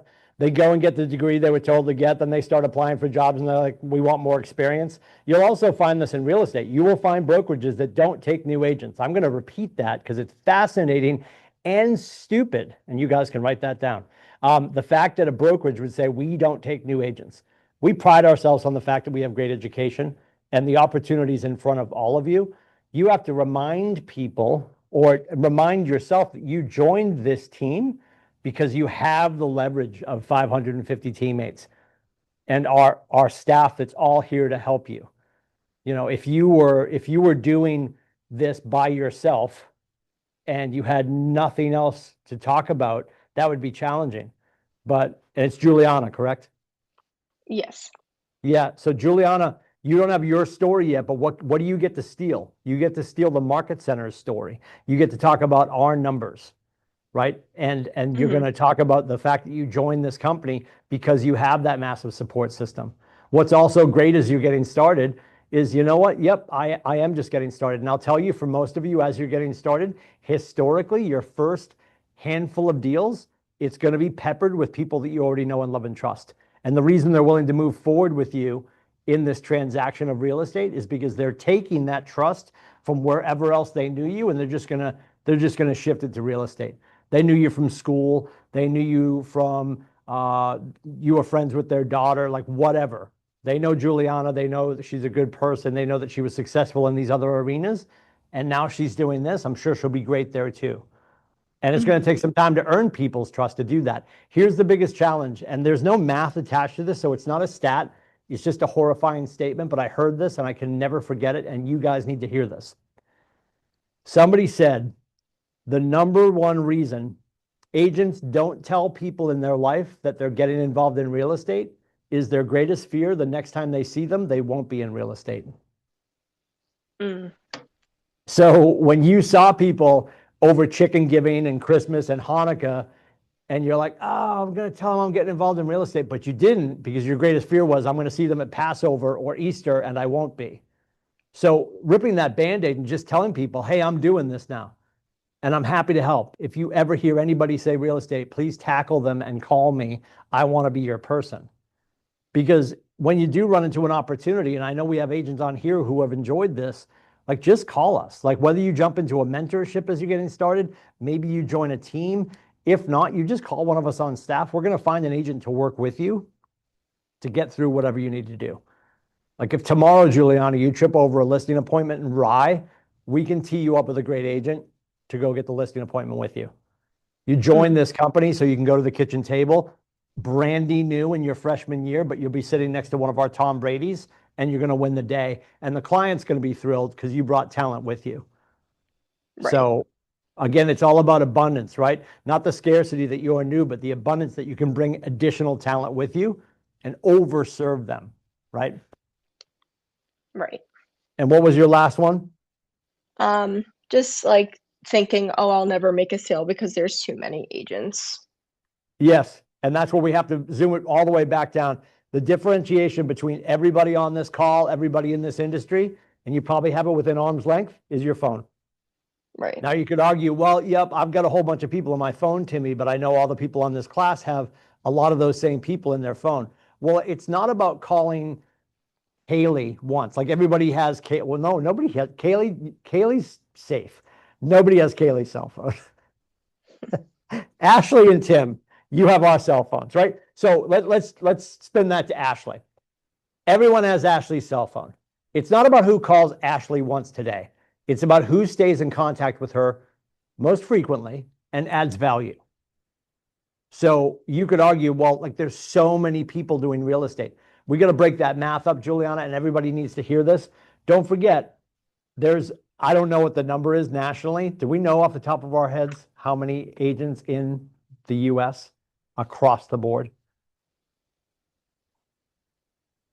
Something massive. But what did I say earlier? We're expecting about 4.1 million transactions. I can tell you that NAR will lie. I'm speaking into my watch so they hear me. NAR is going to tell a lie usually every year and say the average agent helps 9 families. The average agent helps 4 families. Now, I'm not giving you this math so you're like, oh my God, what? This is fascinating. That's scary. So there's 3 million agents in the United States, and there's going to be 4.1 million transactions. And you, ladies and gentlemen, know that we have agents and teams at our company that will do hundreds of deals. So what does that tell you, Juliana, and everybody else? There are agents that are going to sit home and they're going to make pancakes with mittens and they're going to watch The Price is Right, and they're never going to bother anybody. They're never going to call and say, hey, Janet, how are you? How's Craig? How are the girls? What are you guys doing for the 4th of July? They're never going to ruffle any feathers. They're never going to do any deals. Every sales industry and every sales company, and we can pick on ours, there's usually 3 versions of 3. There's 33% that will never move the needle. There's 33% that will do well, and there's 33% that will do great. You have to ask yourself, what category do you want to be in? And get away from the fact that there's too many agents, because there's more deals in the country than there are agents in the country, and there's still a vast majority that will never move the needle, Juliana. Right. Thank you. Okay? Okay. I appreciate you guys jumping in on that one. And you guys, if you get bored of the sound of my voice, you should probably leave the company because it's here quite a bit. I talk a lot. I do. Kaylee's trying to get me to shut up. She's like, don't say that. Kaylee, I'm done. Love you too. Love you too. We categorized our fears. All right, overcoming fears with action. Fear of not knowing enough to run a successful real estate business. Oh, how timely for Juliana. Remember that every real estate agent started where you are. Be learning based and ask questions. Fear of talking to people about real estate. Real estate conversations build real relationships. The blessing too for everyone to remember is everyone wants to talk about our industry. If you're at a holiday party and Seth is over in the corner and he sells insurance or life, and I'm not picking about our friends in insurance, God bless them, but nobody wants to talk about that. Nobody wants to talk about that. Day trading, maybe they want to talk about that. AI, people want to talk about that. When you talk about real estate, everyone, if you had a quiet conversation with them and you ask them, do you want to live or do you want to own where you currently live if they're renting? Everyone has an interest in real estate.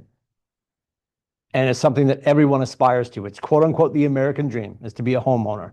So we luck out on the fact that everyone wants to talk to us about what we do. And practice makes your interactions easier. People talk about scripting and they start to look at scripts. And if you go on our page on kwclmhub.com, there's a page full of scripts, and we have Jeff Glover's scripts on there in the top left-hand corner. And I think those are the cleanest, most efficient scripts on planet America. They're super easy to figure out and to read. And at the same time, people are like, well, these don't sound like me. Well, of course they don't sound like you because you've never read them before. But if you start to, internalize them and exercise them, they'll become your language of sales. So the more that we practice, the better we get. And then eventually you won't even be looking at paper anymore. You won't be reading scripts anymore. You will just be talking. Because if you look at scripts and what they really are, it's just a series of questions. The more curious we stay, the more we learn, the more we help. The fear of not knowing what you're supposed to be doing or how to use your time. We have made this very simple at our market center. When you open up the morning news, we give you the play. It is James Shaw and then Quick Start, and then it is Breakthrough Club from 9 to noon. And then at 12 o'clock, we talk about about the actualities from our activities. And then in the afternoon, you're on appointments or inspections or whatever, or you get back to work. Like every day, we're road mapping what you should be doing. And we talked about the 5 jobs, right? Script and role play, lead gen, lead follow-up, lead follow-through, go on appointments, negotiate contracts. And we're here all day, every day to help you with that. So identify and focus on high impact activities like lead gen. Figure out what you like doing and do it consistently, having the baseline of at least 10 conversations or interactions. And then utilize the tools to keep you organized and accountable. Are you logging your conversations? Because here's the number 2 reason people don't get back on the phone. The number 1 reason they don't want to talk to people is I don't want to be salesy with my people, Timmy. I don't know what to talk about. I wouldn't even know how to start a conversation, but we talk about the Ford conversation. Then it's like, okay, I talked to Ashley. I'm due to talk to Ashley again. Don't go in and have the same conversation. You go back in and I look at the notes that I put in her contact card and command. Last time I talked to Ashley, she got a second dog. There's only 1 dog right now, right? Mm-hmm. Yeah, she got a second dog. She's going to Taylor Swift's wedding. Did you get the invite? It's on its way. It's on its way, I'm sure it is. Yeah, she is on the NDA. And like others, like I'm gonna go back in and like, hey, last time we talked, you were heading off to the wedding. How was that? Blah blah blah. Like, it's super simple when you can pick up where you left off. And if you think about your relationships with your closest people, when you run back into them, there's no clunkiness. It's peas and carrots all over again. Like you see people that you've had a relationship with and it clicks. And you can do that and rebuild that. If you haven't talked to them in a while, that's why getting back into conversation, it's like just rebuilding that bridge. And then you're talking to them on a regular basis. And it's not a sales call after a sales call. It's just you staying in touch. And you could argue that people don't really talk on the phone anymore, Timmy. It's all text and it's all DM. I get that, but differentiate yourself. Be the person who uses your voice to deliver the level of care and concern and interest in their life. 7% of our power is the words we choose. 43% of our power is the passion and tonality in which we deliver those words verbally, and the other 50% is our body language. I promise you, you're overthinking it. And no one's going to be offended when you call. So do you choose avoidance or confrontation?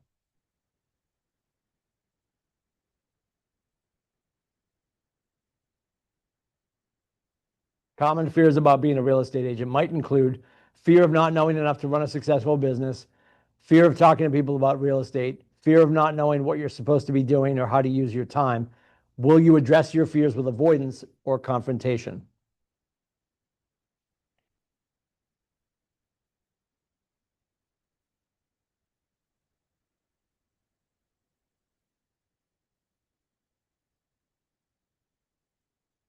Anyone can unmute.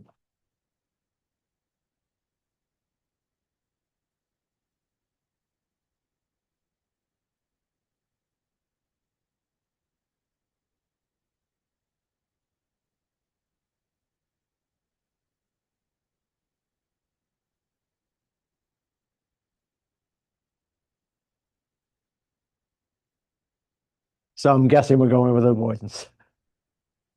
And I'm going to say this, and you guys are going to hate when I say this, but it's true. And you'll hear this in KW classrooms all over the country. How we behave in here is how we behave everywhere. So let's assume positive. Let's assume that you are going to confront your fears and you're going to be different today after the midday protocol. How will that show up for you? What are you looking forward to? Who's a person you'll call?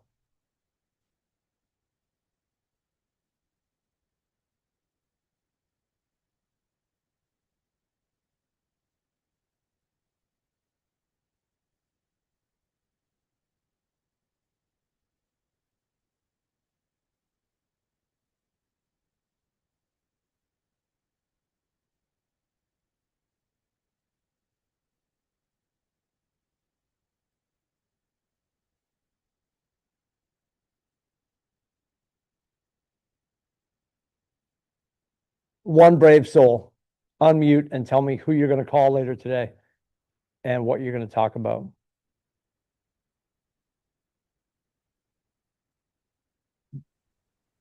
I have a listing presentation for one of the condos in Loon Mountains Resort that Nice. I'm going to see if I can refer to someone else. Okay. Very good. Very good. Thank you, Dominic. All right, the lead gen model. There's prospecting and there's marketing because we're talking about our database, right? Prospecting and marketing. What's the differentiation between prospecting and marketing? Who can help me with that?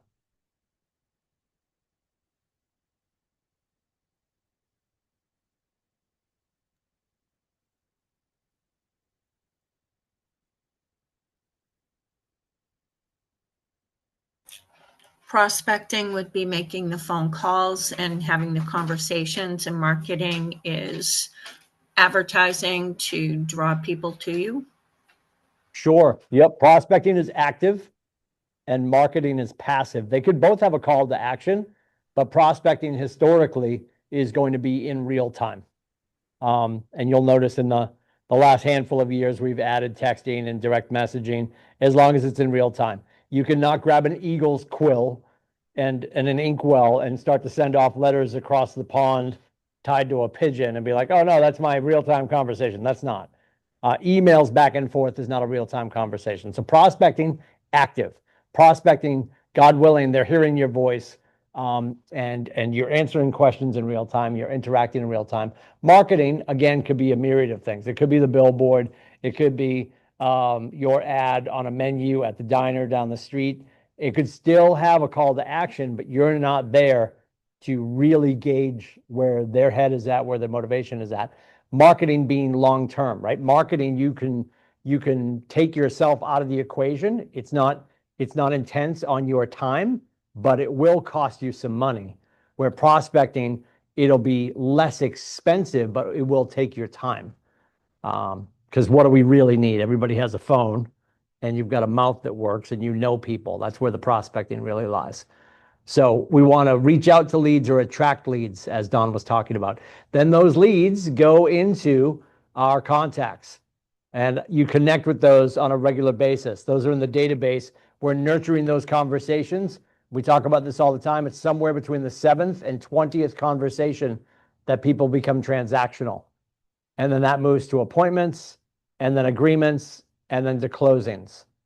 Once somebody has moved through that database, they become a past client. So let me ask this question. Do we want new clients? Do we want new business, past business, or referral business? All of it. Yes, all of it. Because we do have to remember, and I know people get into the habit of saying this, veteran agents say this all the time, well, they're a client for life. Yes, I don't disagree that you could retain somebody as a client for life, but don't forget when the ink dries and the paperwork gets stored with the county, they are a free agent all over again.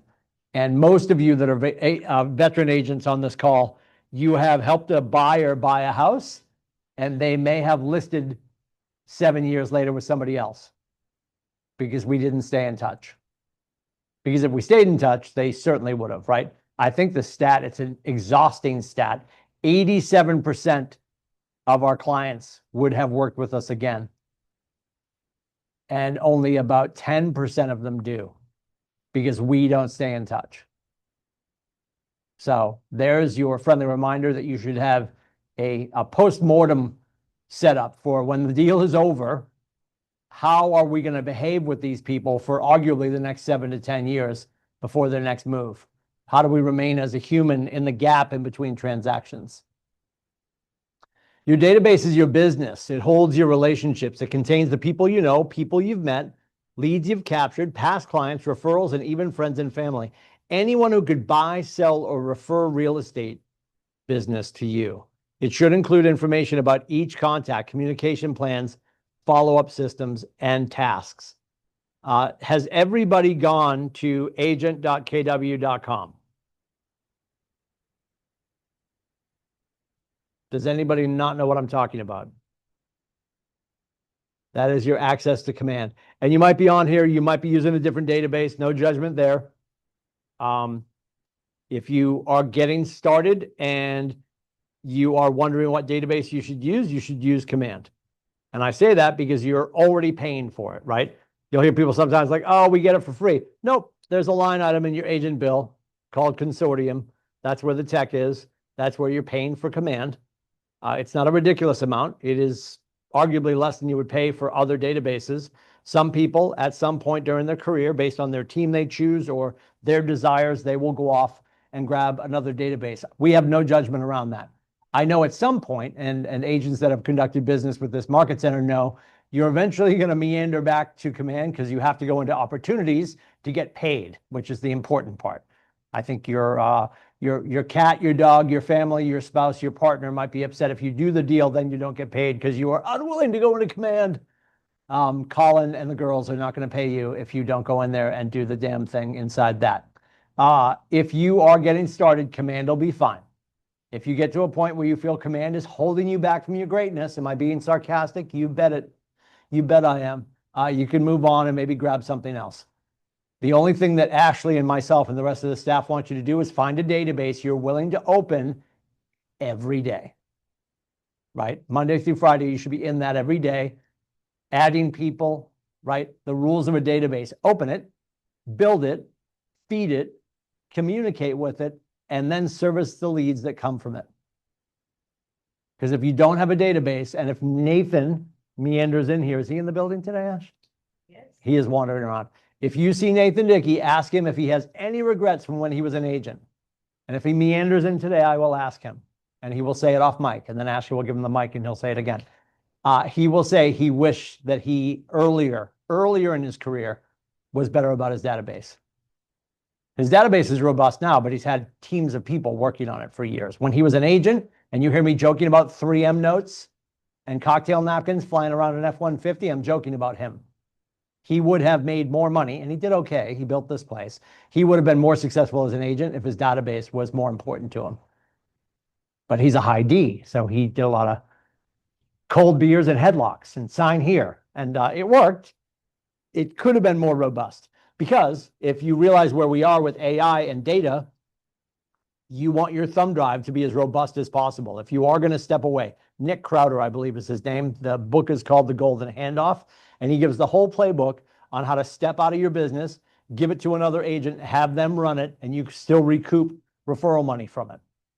And they're not going to be excited about grabbing your business if it's got 3 names in it, and 2 of them are cats, right? So we want our database to be massive. We want it to be robust. And if you go into your contact cards in your database and start to fill those out, look at all the information that could be in there. Home anniversaries, birthdays, kids' birthdays, all that stuff. Your touch points with your clients could be very emotional and not transactional if we do it right. Gary Keller, the founder of Keller Williams. I didn't know that. Learn something every day. Not only jump-started his own career, but also set a foundation for the largest real estate company in the industry with a simple database. They call it Gary in a Box. He made a deal with his dad his freshman year in real estate. He crushed it. Gary did really well. Sophomore year, he got his face kicked in. So much so that he went and talked to his dad. And he said to his dad, I could use a little help, because he knew he wanted to stay in. So his dad said, well, you got to show me what you're doing if I'm going to keep you afloat. So his dad obviously sat him down. Gary brought in basically, because it was 1982 at that point. He hadn't started Keller yet, maybe 81, 82. And he put the Rolodex, like basically it was a long thin box with note cards, index cards inside with all the data. And that was his whole database to start.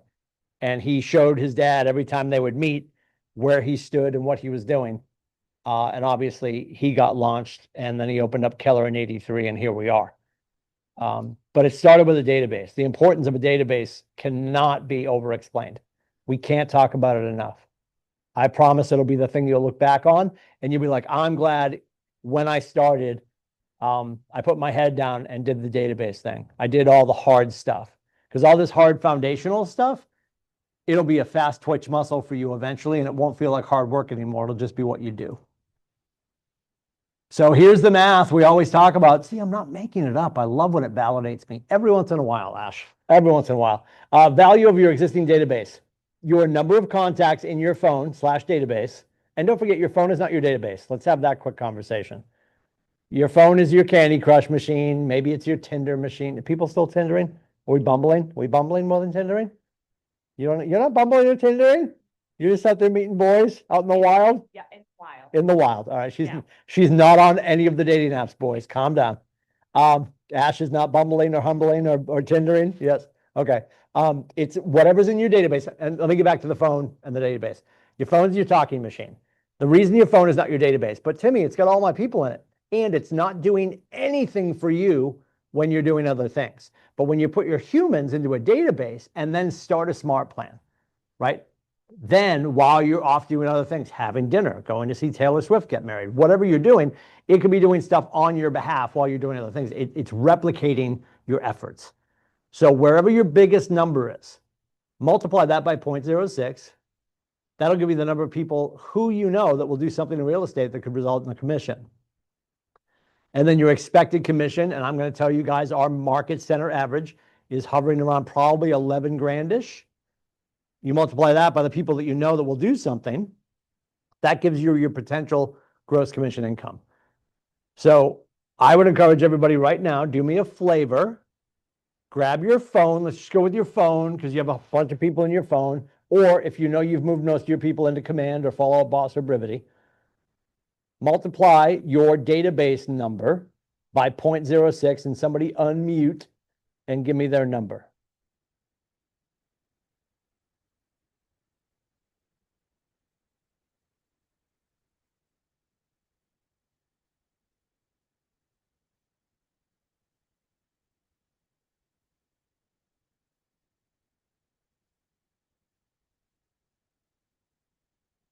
Are we stuck on the math? Take your database number, multiply it by 0.06. Do you subtract the people that you put in your database on your phone that are other agents or lenders Nope. and stuff? Nope, because everybody in there could be a referral partner, correct? That's true. Yes, it is. Yes. Yep. Well, I got 32.7. 32.7. So let's assume, to your point, let's assume half of those are going to be full commissions. So 16 times 11,000, Dawn. Yeah. Give me would that be number. good. Hang on. I got to. Yeah. Yes, ma'am. All right. 16 times 11,000. 11,000. Oops.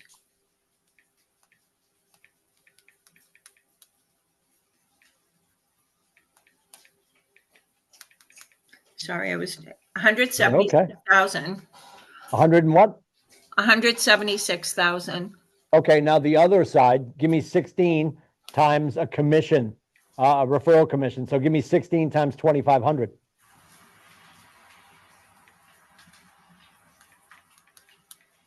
$40,000. So we're at what, 216? Yeah. Okay, now take your 216 and then you've got to, you're at 23,000 here at this market center, right? Yeah. So subtract that because you got to pay Kaylee and Gary. 193. Okay, you going to say, Ash? Go ahead. No, I got Okay. Riley next. So we're at 193, and then what do you carry annually for business expenses? Give or take. It varies, but Give me a number and round up. all right. Well, there'd be a lot of mileage and everything if I was doing this much business. So about 20,000 total between client gifts and marketing and. So let's call it 24. Okay. So 193 minus 24. 169. Okay, and then 169 times 0.66 because you got to pay your taxes. 111,540. $111,000 in the bank after Washington. roughly. We're factoring in 24,000 for business expenses. You're paying Gary, you're paying Kaylee, right? Yeah. And that's just some rough math, and we got aggressive with it. Maybe we didn't get aggressive enough. That's your 6 figures that everybody sits in my office and says they want. And that's based on being conservative with 16 deals out of your 32. Let's just, because we called half of them referrals, right? Right. But that's why you talk to the agents in your phone. That's why you talk to the lenders and the title companies in your phone. And you add, because we're giving deals to those people, those allied resources. Are we getting deals back? We want to stress test those relationships, right? Okay, Nice well, job. I did, I closed a deal from a lender. A lender reached out to me and asked if Raymond, New Hampshire was close to me. Perfect. Good for you. And love it. I Thank you. have another potential referral from the same lender in Rochester. She's on again, off again, whether she wants to sell. But, I appreciate it. Thank you, Don. What do you got, Ash? Riley in the chat says she has 25. So I'm guessing that's 25 people Okay. that could do deals. She muted. She in the dentist chair. She can't speak. Yeah, Oh my she's God, getting I'm her right hair done. here. Okay. So is that 25? Yeah. All right. Times that by the 11. 25 times 11? Yep. 275. Okay. And then, oh no, we should chop those in half, right? Chop those in half. Yeah. Let's go. Speak of the devil, Mr. Dickey is here. Oh, I knew he'd wander in. Nate, quick question. Yeah. And I know this feels set up, but it's not set up. I said when you wandered through, because I knew you would, what in your real estate business as an agent would you have done differently? Oh, like when I started? Yeah, I would have learned a contact management system cold. Oh, And that would have been at the time top producer, which was like, an abacus kind of, but compared to what we have now. But yes. if I was good at that, if I had paid more attention to it and really learned it so that I could do it without thinking about it, my I business said you would have been specialize in enormous. cold beer and headlocks, but it worked. Yeah, I mean, if you use a contact management system, you don't have to reinvent your business every year. If you don't use a contact management system to a degree, you have to invent your business every single year. So that's the difference. Like because you have to go meet new people all the time. And if you're using a contact management system, you're communicating with the people that already know and like you. So that's what I would do. I would do that differently. There it is. That's it. It's almost like we set that up. Wow. Did you just say that? Oh, okay. Oh yeah. I was just cutting through the room. So all right, I'm going to hand this back to It wasn't, you. yeah, I didn't know. I didn't know I had the talking Oh, part. there Yeah, you yeah. go. I didn't rehearse my lines. I didn't look at the script. All right, so let's take that 25. Let's take that 25 and do the 13 times the 11,000, Riley. Okay. Give me that number. 143. Okay, and then do the other half, do the 12 times the 2,500.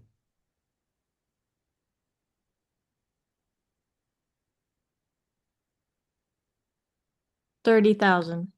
Okay, so Matt, now glue those two together. And so everybody understands what I'm doing. I'm conservatively saying that half of her business from that 25 number will be referrals from other agents or other civilians around the country, right? When you get a referral, the going fee that most people agree upon is 25%.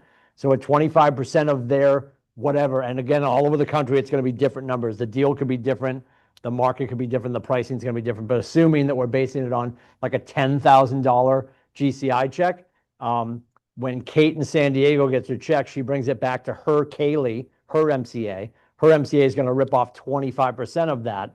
That $2,500 check gets sent back here for Riley as referral money and then runs through the office, don't forget, until Riley captures her solo artist 20,000 with Kaylee and the Market Center, and then of course her international royalty fee with Gary that comes out at 6% for 3,000. So those two numbers glued together, Riley, are what? 173. 173. Again, we're going to go aggressive with the marketing, with the business money. Let's just say your business expenses are 24,000 a year. And I would argue, because we're factoring in your agent bill, we're factoring in your dues for your board, signs, helicopter rides, like whatever you're doing, right? Photography, all that kind of stuff. I'd say 24 is probably a good number because it's aggressive. I don't want to go too conservative with these numbers. So minus your 24 from your total number, 149. 149. Now multiply that by 0.66. 98,340. Just under six figures. Now you're pissed, right? But it's probably a better number than you were expecting based on where you might be right now. How's your pipeline right now? Yeah, I would say it's a lot better. Yeah. Yeah. Her pipeline's pleading the fifth. Yeah. Okay. Okay. But does that give you some inspiration? Yeah. There's opportunity there. We have to understand the people in our database. We're not just calling our friend Kaylee and saying, hey, Kaylee, you and Tristan moving today? Hey, Ash, you moving today? Like, that's not the point. I'm getting in touch with the people I know and love and trust to find out who they know and love and trust, to find out who I can help. Yeah. And the deals are in our database. We just have to go communicate with it. Nice job. Anybody else have a number they're excited about?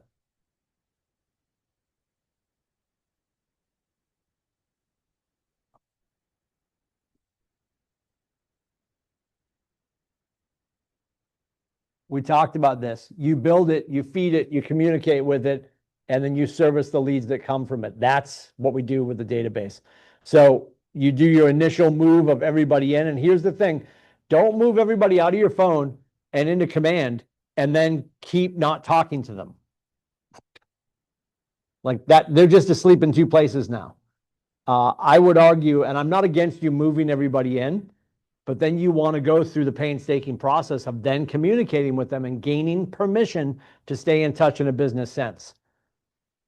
What happens quite often is people will move people out of their phone, they'll slide them into command, and then they will absolutely spray and pray an email out to everybody that says, I'm in real estate now, and it matches the one that you put on MySpace. Yes, I said MySpace. Like, said with love, not many people are going to see that. And one post on MySpace the day you got your license is not going to build your business. Communications with people in real time on a regular basis about them, make them the star of the show, are what are going to push you to the top of their minds, right? As you're getting started, could you be the number 3 person in their head when it comes to real estate? Yes. What do you want to be eventually? The person, right? You think about the client base of somebody like Troy Williams. Nobody over in that area in York, which he is absolutely laser focused on, is like, well, I got about 4 people. No, he's got his people. And I'm saying Troy does, because you also go over there and there's other agents that have their person. So back to Juliana earlier, like there's all these agents. Yep, you're going to be your people's person. That's all you need to focus on. You're not going to get all the business. Don't worry about all the business. Worry about the business that was meant for you through the conversations, communication, and relationships that you build. Building it. Contacts are the people you have a relationship with. They know you, you know them, and you have their permission to engage in communication with them.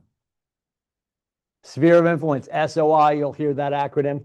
They're the most important group of people in your database, right? There's the database, then there's the SOI inside of it. They're the people that know you, like you, and trust you. They're your biggest source of new repeat and referral business. They all need to know you're a real estate agent. This is a huge challenge. We have people all the time like, oh no, everybody knows I'm in real estate. Like, okay. No, I told everybody. It was on MySpace. I put it on Facebook. I told 6 people at Christmas. Everyone knows. I get that. And if you ask them how you do real estate, that's the difference. That's the challenge. There's people in your life that know you do real estate, and they have this story in their head of how that actually happens. If you ask them the second question, do you know how I do real estate? I promise you they can't answer that question, because they don't understand that it's referral based. They don't understand that you're going to succeed through them and the people they know. So the next time you talk to your closest friend and Katie knows you're in real estate, ask her that question. Do you know how I do it? Do you understand that when you're out in the wild, 4th of July, on the boat, on the lake, and you hear somebody say real estate, I need you to tackle them and call me. That's how you're going to win. And if you tell your friends that you're going to succeed through them, they're happy to be part of it. But they have no idea that they can be part of it. That's the challenge. After enrolling in Bold, Jordan knew the importance of her SOI and followed up to build massive business. There's a great MREA podcast. It's every Monday. It drops a new episode with Jason Abrams. It's the #1 podcast in the real estate industry. It's worth a listen. And for sure, the one pager is attached to that. You can subscribe for that too. Everybody comes on, they talk about their playbook, and they give out the playbook every week. So if you are going to start to listen to podcasts, it's a great one to add to your library for sure. And here's what you would be looking for. First name, last name, their phone number, their email address, their mailing address. Maybe their physical address is not the same as the mailing address.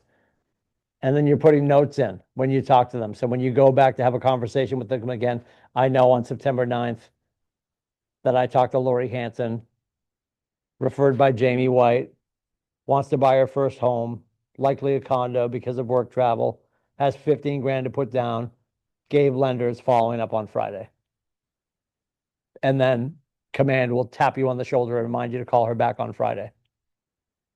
It's a digital assistant if you allow it to help you. We want to feed it. Leads are people you add to your database through your lead generation activities. You haven't established a relationship yet, and yet have the right to have a one-way conversation with them. So somebody gives you a lead, that's an at-bat. That's our chance to obviously establish the relationship and make them a contact. Lead generation, the process of finding people who need to buy or sell real estate. It's how we create opportunities from our connections and turn relationships into results.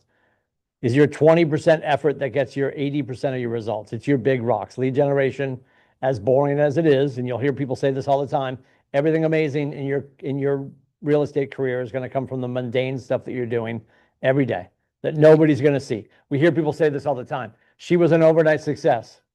No, you just never saw her working really hard in the background. So we talked about this too, prospecting and marketing. Marketing, money intensive. It's passive and it's a long-term thing, right? If you do a newsletter every 29.5 days, that's going to take a while. Like we know the math, usually it's about 15 months to get noticed, about 18 months to get teeth. So if you start a newsletter and you quit before month 3, it's not going to make a difference. You can't send out one newsletter and be like, nobody called. They're waiting to see if you're consistent. Does it keep showing up, right? Prospecting is time intensive, but it's proactive and you can get immediate results. You can get on the phone this afternoon and set an appointment. If you dropped a newsletter in the mail today, when can you expect the appointment? Who knows? Who knows? So they're both important, but prospecting is going to be the one that always wins the day for you. For prospecting, you've got phone or face-to-face. Listing without agency, right? FSBOs and expireds. Has anybody called a FSBO or an expired?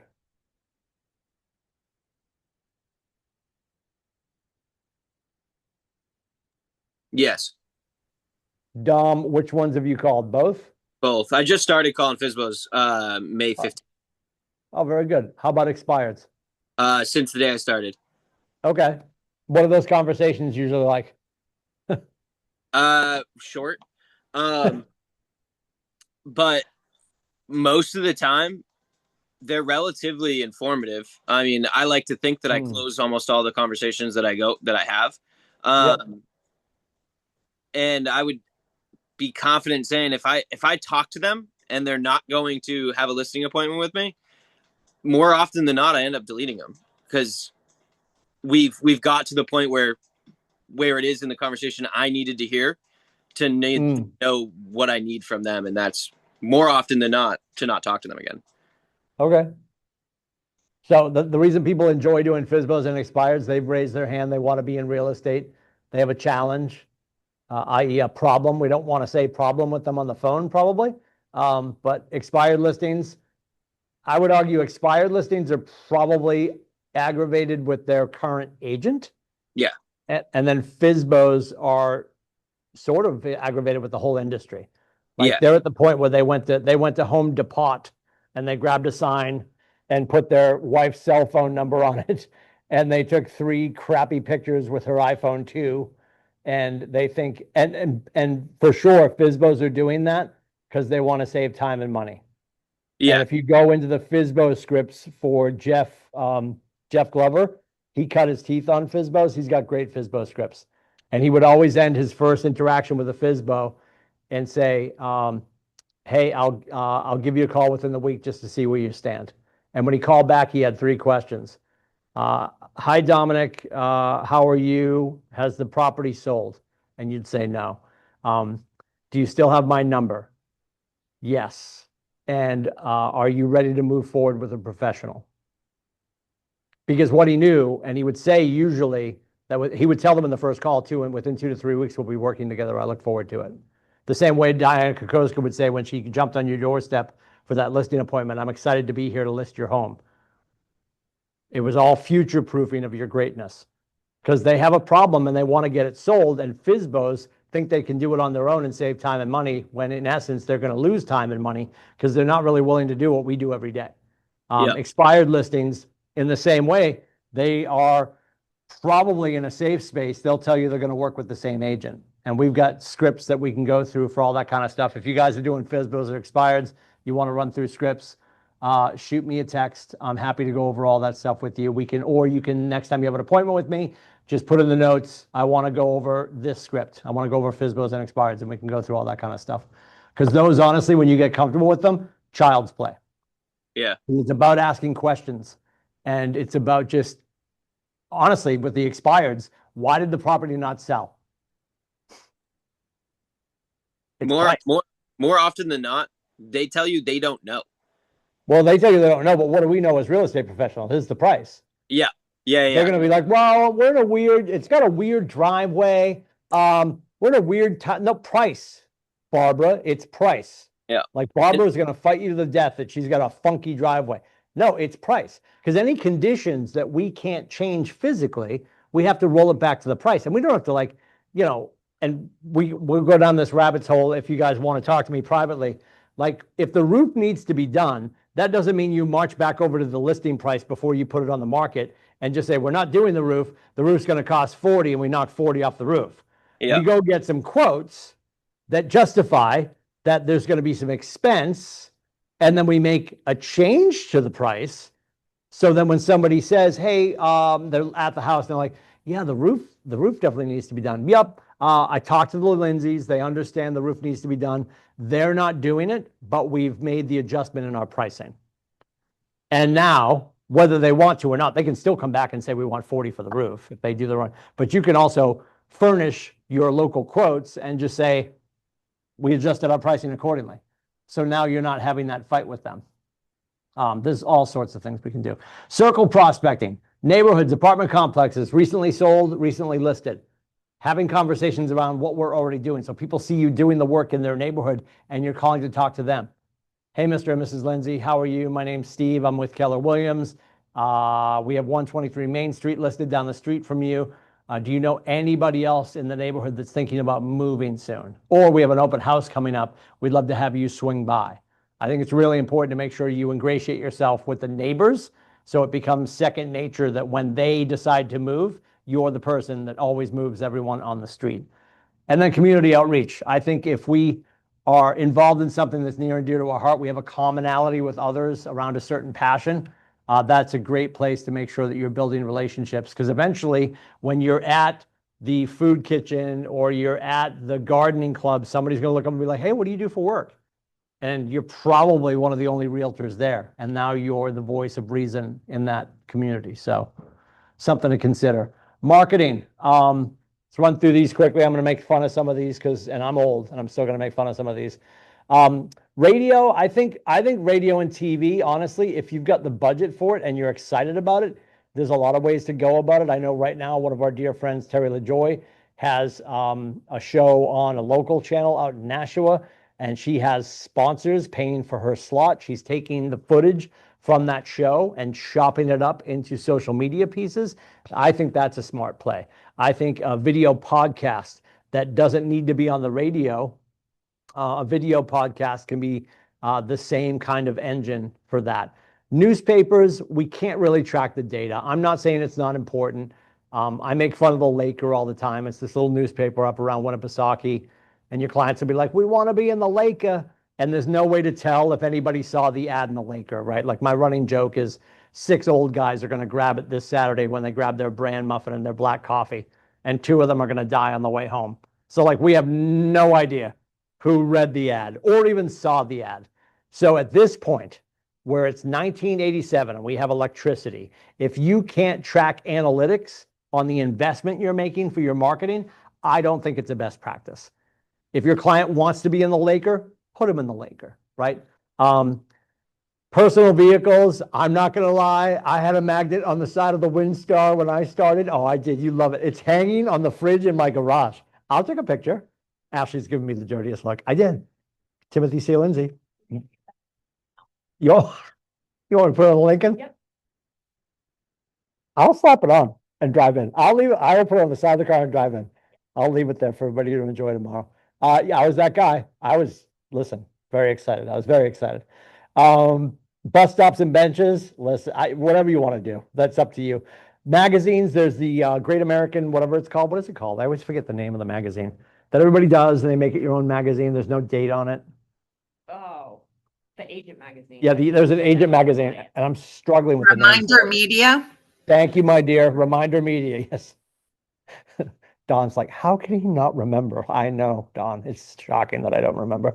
Billboards, listen, if you're getting enough traffic and it makes sense, I know a lot of our teams are doing them. I think it's tantamount to sending out the newsletter once every 30 days, because if somebody's going to keep driving by it, it starts to beat into their head. You'll have maybe a lot of social media out there, and then you have one sign in one yard when you're just getting started.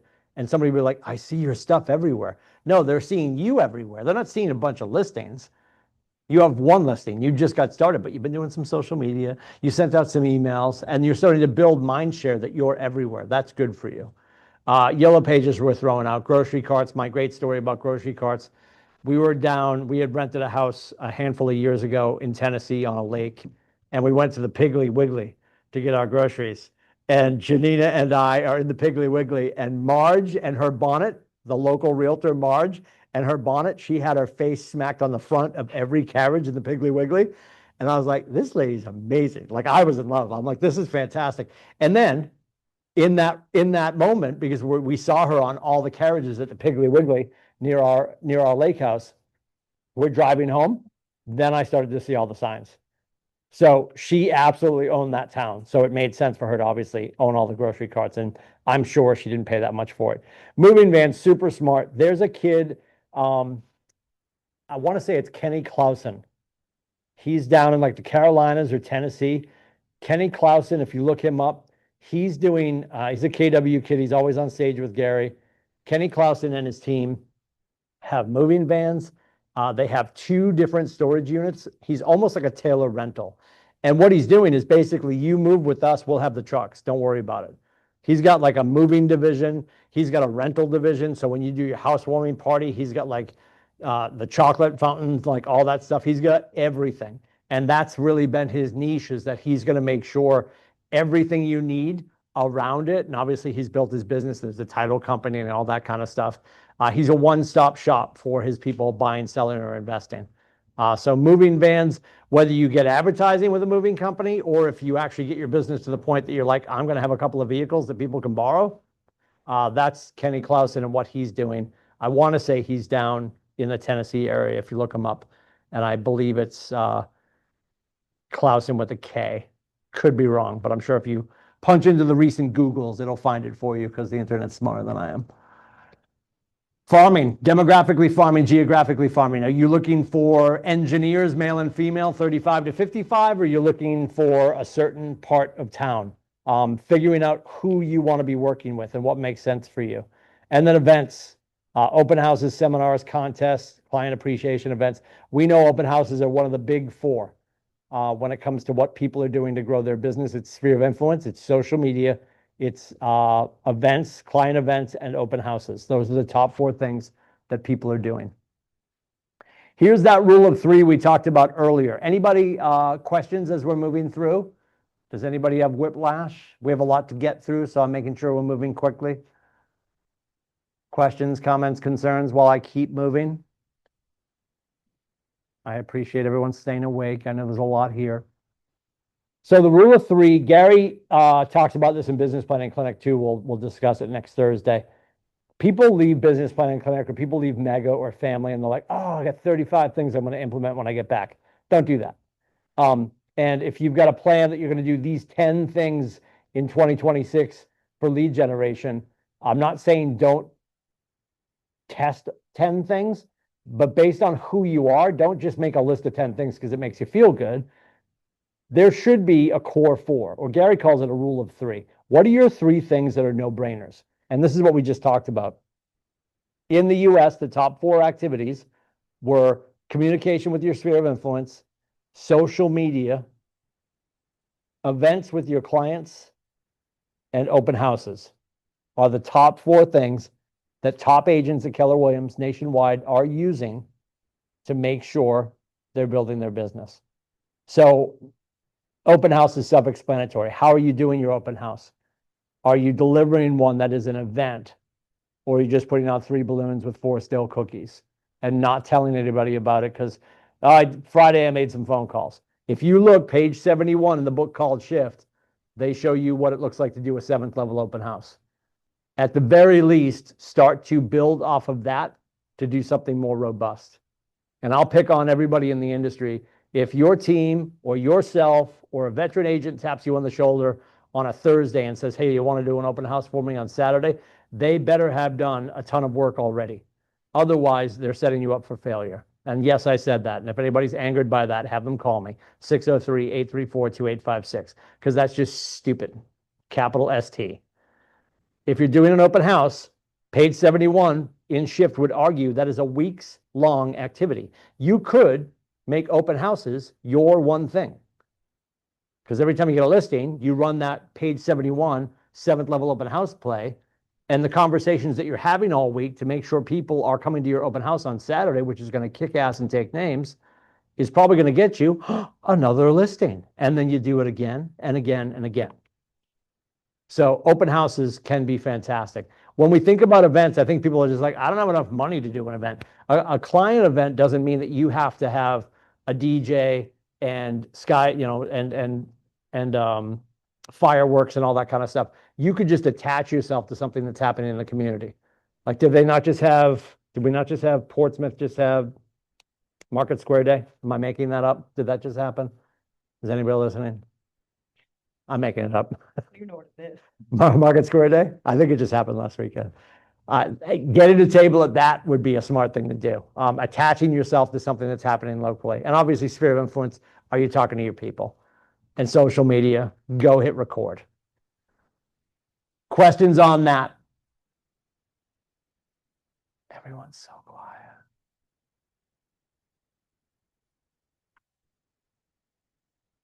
"24-hour recall." And I know it's Monday, but let's say over the weekend, what did you do in the last 72 hours? And who did you interact with? Write down what you did since Friday morning. So Friday, Saturday, Sunday. What did you do over the last 3 days? And who did you interact with? Give you a couple minutes to fill that out, then somebody can unmute and start screaming. I'm going to drink my salad. It's just, I don't know. I don't hate it. It's just, it's green tea with cucumber. It's green tea with cucumber. It's not terrible. It's just not what I was hoping it would be. Oh, I've got a whole rack. Come steal one. I went all in. I got the 12-pack.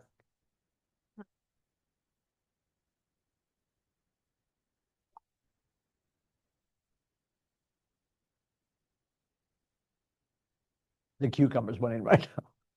It's more cucumber than green tea. Yeah, the cucumber's winning. Not my favorite.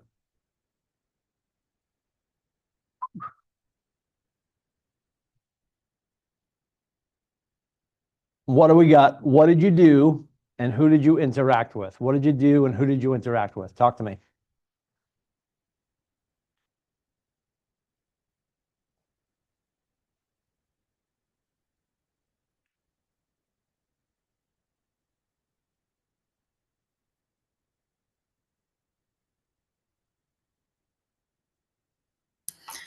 I went on a boat Friday. Oh, It was a glorious day up on Winnisquam, but I interacted nice. with my son, his stepsister, her boyfriend, my grandson, later on, my grandson's mother. So that was my day Friday.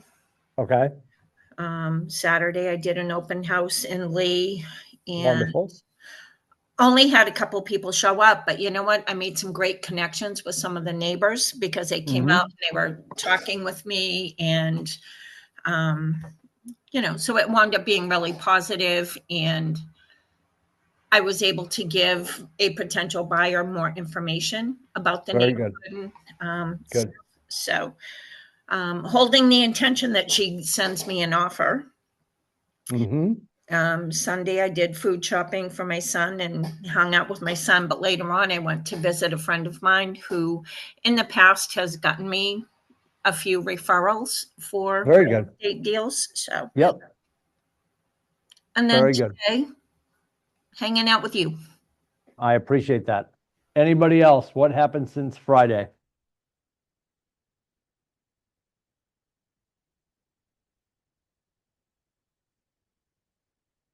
Give me one more.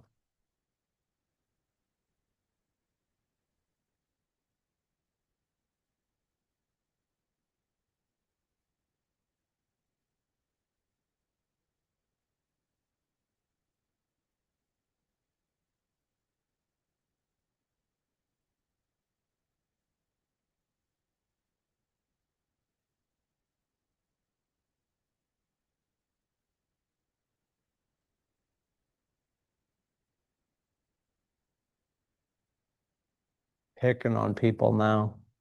Michelle Roy.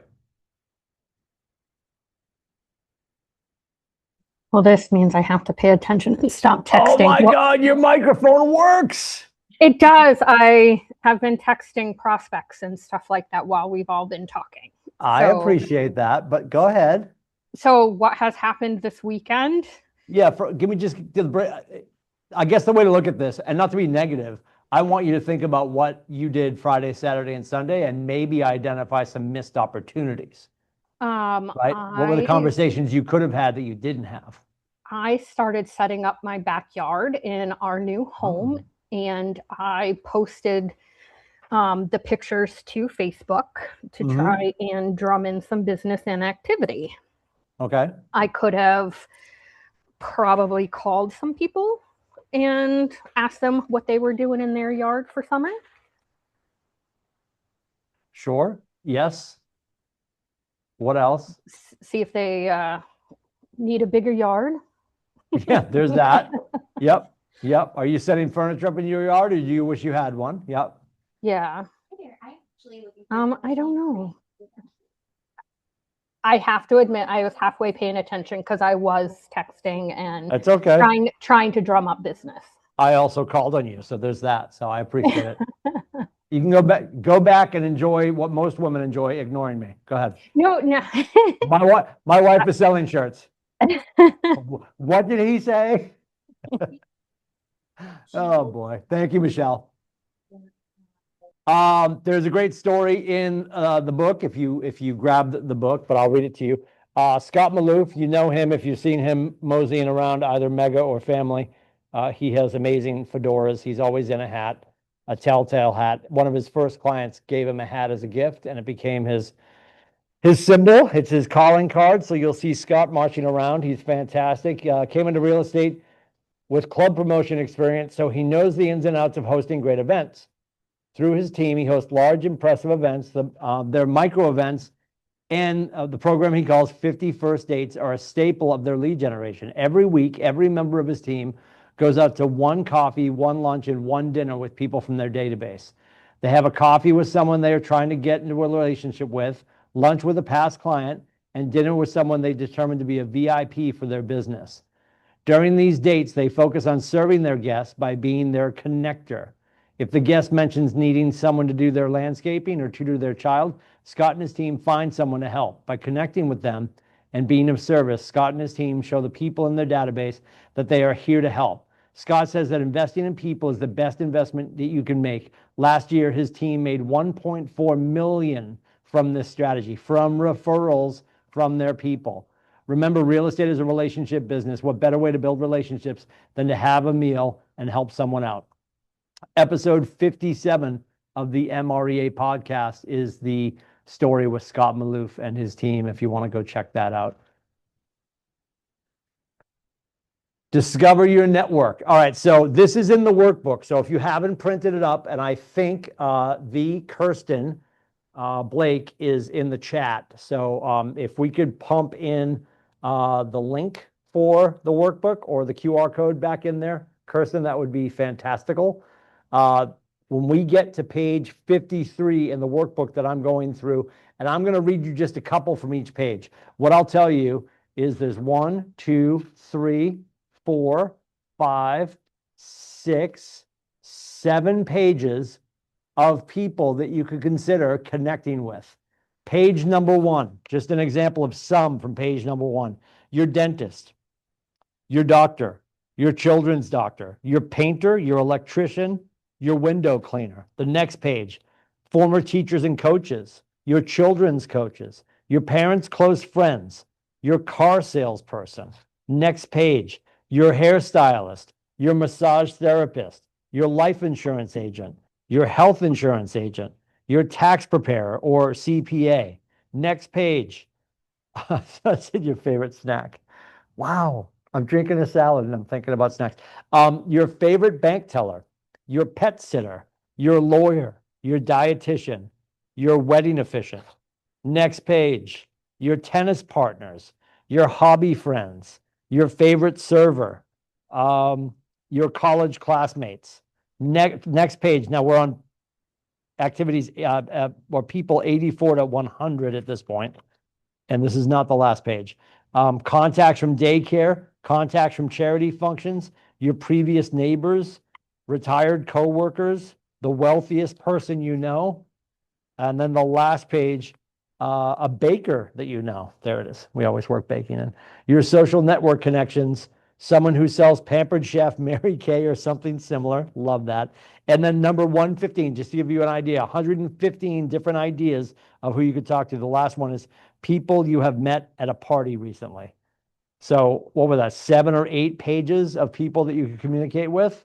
That is in the workbook, pages 53 to 65.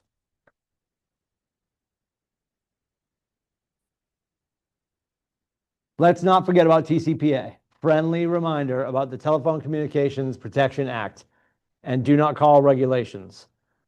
There is a fine. It is $43,000.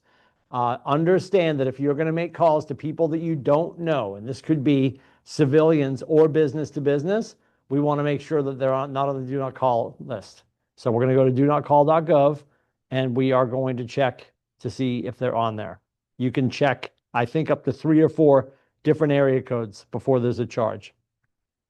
It's your responsibility to subscribe to the registry, check before you call, update your call list. If you do call somebody, and I've already checked, let's say I've already checked, and I know Michelle Roy's not on the do not call list, then I call her. And then Michelle Roy says, Tim, thanks for your call, but I'm on the do not call list. Please don't ever call again. I'm not going to fight with her that she wasn't on the list. I'm just going to apologize, tell her I'll update my notes, and tell her to have a great day, and then I'm going to hang up. That is playing right into number 4. Honor your consumers' requests. Just because they're not on the list, they might think they're on the list. We're not picking a fight on the phone. Don't do that. Don't do it. And know your state and federal laws. Do not call.gov. Everybody goes and gets their own account. We do not have a Market Center account. That is an old wives' tale. It's not a thing. That is not real. Here's your Ford conversation: family, occupation, recreation, dreams, right? And I think for the most part, when you're having these conversations, we're getting on the phone. Has anybody used Ford?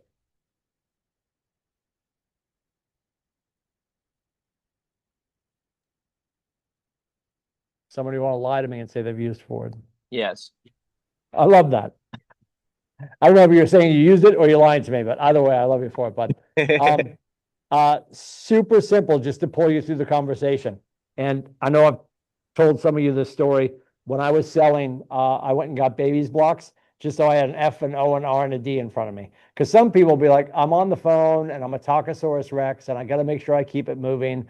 So I'm going to get like a little sand dial in front of me and like flip the sand dial. That was not my jam. What I needed to remember is, have I covered all my bases? So I had little baby's blocks in front of me with F, O, R, and D in front of it, and I would slide them across as I was getting through the topic. I rarely had to get into recreation or dreams. Now, dreams aren't, what did you dream about last night, Dom? Dreams are like, hey, last time we spoke, you wanted to get the boat and then the house, like going back to that, right? Recreation could be, and during COVID, this was big. Like people didn't want to go up because during COVID, you had to get changed at Bretton Woods and all the other ski places. You were getting changed outside at the trunk of your car.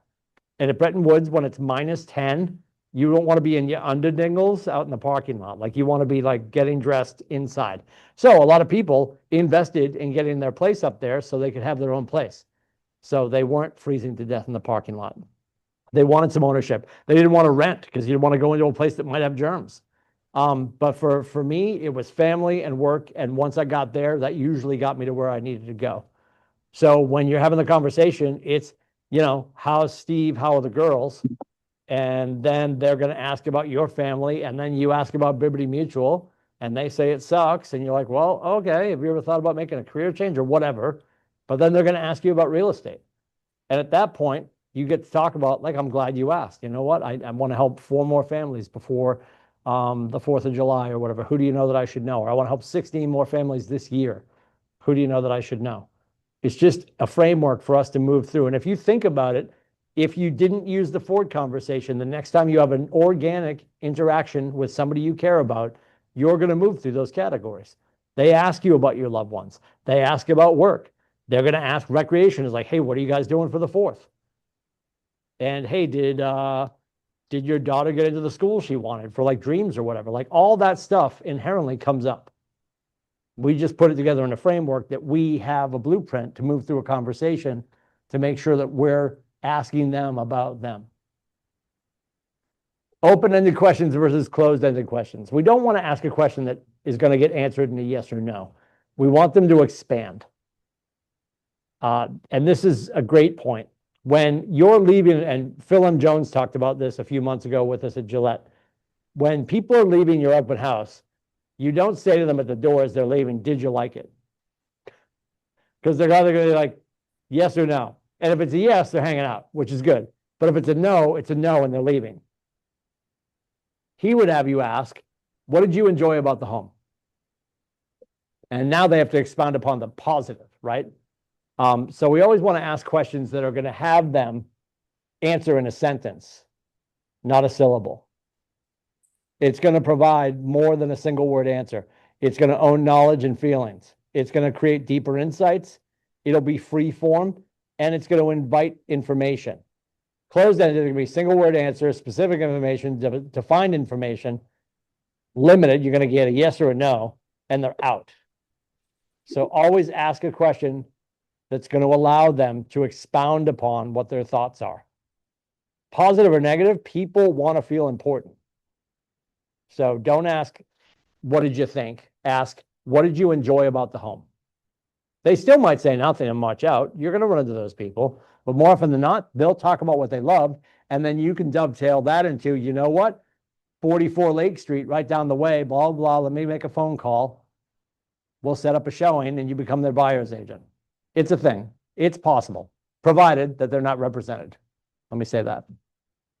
We just finished with do not call. Now I have people stealing people's clients. Doing a great job. Doing a great job. We're not doing the activity because we're moving quickly, but you guys understand Ford and using that to create better conversations because we have a lot to get to and we have 30 minutes. I want to do my best to get this done in 30 minutes. How many two-way real estate conversations did you have when you last did lead gen? And let's talk about that. How many people, and I'll take silence as an answer, how many people are giving themselves the opportunity to do lead gen during the week, Monday through Friday, maybe in a window from like 9 to noon, if it were available at the market center? How often do you engage in lead generation?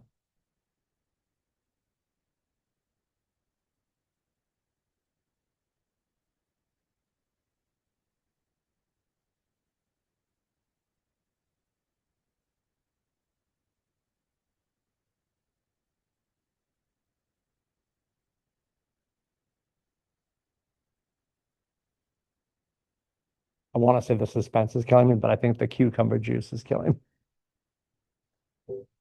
Anybody. I would love anybody to unmute and be honest with themselves. That would be great.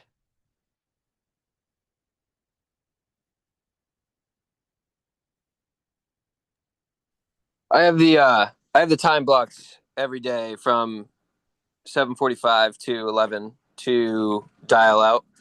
I will say, I will say since I got this listing, I have not surpassed 10 o'clock making phone calls. Yeah.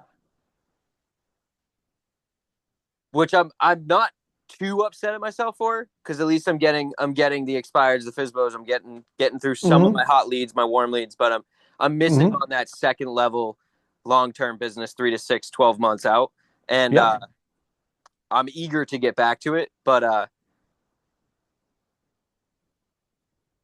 there is no excuse other than I'm making myself busier than I need to be at that time and dialing when I need to be dialing and doing that stuff later. Yep. Gary would agree with you. Gary Keller would tell you that working on your business is not more important than getting new business. And this is my analogy of the grill, right? Like right now, Dom's got his grill going. He's got a burger on the grill, and he's going to stand over the grill and watch the burger because he doesn't want it to burn. Am I right so far, Dom? Yeah. Yep. And then when the burger is done, you're going to serve that burger. You're going to make your clients happy. You and the missus are going to be happy because I'm sure you have some things that are going to get satisfied by the money that's going to enter the household. And then you're going to turn around and the grill's still going, burning propane, and it's empty. And you haven't got hunting for any new meat to throw on the grill. So the whole process has to start over again when it could have been happening side by side with a little more planning, correct? Yeah. So I appreciate that you are still doing your lead gen, but we have to make sure too that we are cognizant of the fact that the lead gen has to continue at the same rate that it was happening before. And I know life gets in the way, but this is about us setting expectations. And I've been listening to agents tell me this for years. Like, Timmy, it's really tough to manage expectations. It will always be tough to manage expectations and client expectations. And when you're available and when they want to do the inspection and this and that, it will always be difficult to manage expectations when we don't set them in the first place. As a business owner, you will tell your list, your seller, you will tell your buyer, this is how this looks. This is how it's going to go, right? And yes, we're working for them. And we have obedience for them. I completely appreciate that. But they have to conduct what they're doing with you as a teammate and a client within the framework of your current business, and remind them you went into business with them because you captured them through the same activities that you are continuing to do to capture the next person who might be the buyer for their home. So as we don't want to verbalize necessarily to our seller that you're out there looking for more sellers, because you are, because most of our sellers are going to sell their house and move into another house. Very few of them just move into the woods. So they don't want to hear us say that you're out looking for sellers. They want to hear you say that you're looking for buyers. You can tell them whatever you want, but you have to protect your mornings to keep doing the activities that got you to where you are in relationship with them. Does that make sense? Yeah, absolutely. And the empty grill will always, I don't care what year in real estate you're in, the empty grill will always piss you off. Always. So just you got to make sure we have enough time to hunt every morning. But I appreciate you talking. AI to boost your real estate business, right? And here's a couple of prompts. And I think if you're not using anything right now, find one that makes sense for you. You don't have to do the paid versions. Some people are. There's agents within our ecosystem that are, going real deep with their AI. I just think it's something that's certainly going to be some leverage for you. People are saying, if you're not using AI, you're going to get replaced. Well, you're not going to get replaced by AI. You'll get replaced by an agent that might be utilizing it better than you. And conversely, if you're using AI right now to replace you, it's going to replace you. I want you to think about using AI to enhance you, for sure, but not to replace you necessarily. So create a new introduction conversation framework. And here's the prompt. It's right here. I'm a brand new agent who wants to reach out to my sphere of influence. Please write 3 different introduction conversations I can use when telling people I'm a real estate agent for the first time. Make each one sound conversational, approachable, and professional. Include one that is very casual, one that's a little more polished, and one that's very direct. And there's another one. Role play your conversation with AI. Please role play with me as if you're someone from my sphere of influence. I will use a conversation framework to introduce myself as a real estate agent, and I'd like you to respond naturally. Act sometimes supportive, sometimes neutral, sometimes skeptical, so I can practice different scenarios. After a few exchanges, please give me constructive feedback on what I did well and what I could improve. And those two prompts come straight from Gary and Jason. So I think those would be well utilized. Whatever you're using, ChatGPT, Claude, Perplexity, whatever. Don't forget, as a Keller agent, everybody has, why am I forgetting the name? Gemini Plus. Everybody has access to Gemini Plus. So logging into Google A with your Keller Williams login is going to give you access to Gemini Plus. All of those tools are great. Figure out which one works best for you, and try to use it more than just a search engine. I know people are just still using it like a search engine or asking it questions. Based on the prompt you give it, it will do very specific things, and it can be super helpful. I think if you're driving along, if I know I have a 30-minute ride, you could just sit and role play. Like, hey, I want to do FSBOs. Let's go. And don't forget, AI is going to want to make you happy. AI wants to be your friend. So it's gonna convince you. Sometimes I'll do a role play with an agent so they can watch me do it with ChatGPT, and she doesn't push back enough. So I'm like, can we start over? I need you to be a little bit more, bitchy or whatever. And she just like, hi, Mr. Lindsay, I completely appreciate your phone call. You're the 38th call I've gotten. Like, it gets interesting. So I would use it. Because I know a lot of us aren't doing role play because we don't want to do it with somebody else because we want to protect our ego. Fight with the computer. That way, at least you're training that muscle. Database tagging an organization, marketing ideas. I think for sure, if you're looking like, hey, I want to do something this weekend for social media, writing help, open house prep, market explanations, role playing objections like we just talked about, time blocking and productivity, client education, event ideas, brainstorming, network, like have it be an assistant. Have it be an assistant. Just constantly talk to it. The more you spend time with it, it's going to understand you and your business. Like at this point now, when I have any conversation, like if I went in right now and said, I'm taking a group to Fenway, but in my head, I'm talking about like my son's lacrosse team, it'd be like, well, as a coach in Northern New England with Keller Williams, if you're taking agents, you'd probably want to get these seats. Like it's constantly referring back to things that I've told it. But if you're talking about your personal life or your son's lacrosse team, like it will go in, it'll give you 5 answers because it's presuming that you may be talking about any number of different categories in your life. So spend more time with it. The more it understands you, the more in depth it can get with the answers and the leverage it supplies. And please, and I know I have Sue Doyle on here, and she's with the commission. So I'm saying this so she doesn't yell at me later. If you are using AI to write your contracts, I would like you to drive to the building right now and hand in your license and your sanity. Nate's here, he'll take it. We're not doing that. We have a whole bunch. I'm just going to have it write an addendum for me. Nope. You call 603-234-2589. You call our managing broker. He will help you write the addendum. Like you're not having AI write your contracts. And don't forget, even with your, where did I see it? The marketing explanations or market explanations, or even the property descriptions. If you have AI write a property description for you, read it before you decide it's great. Because this just in, AI can be wrong.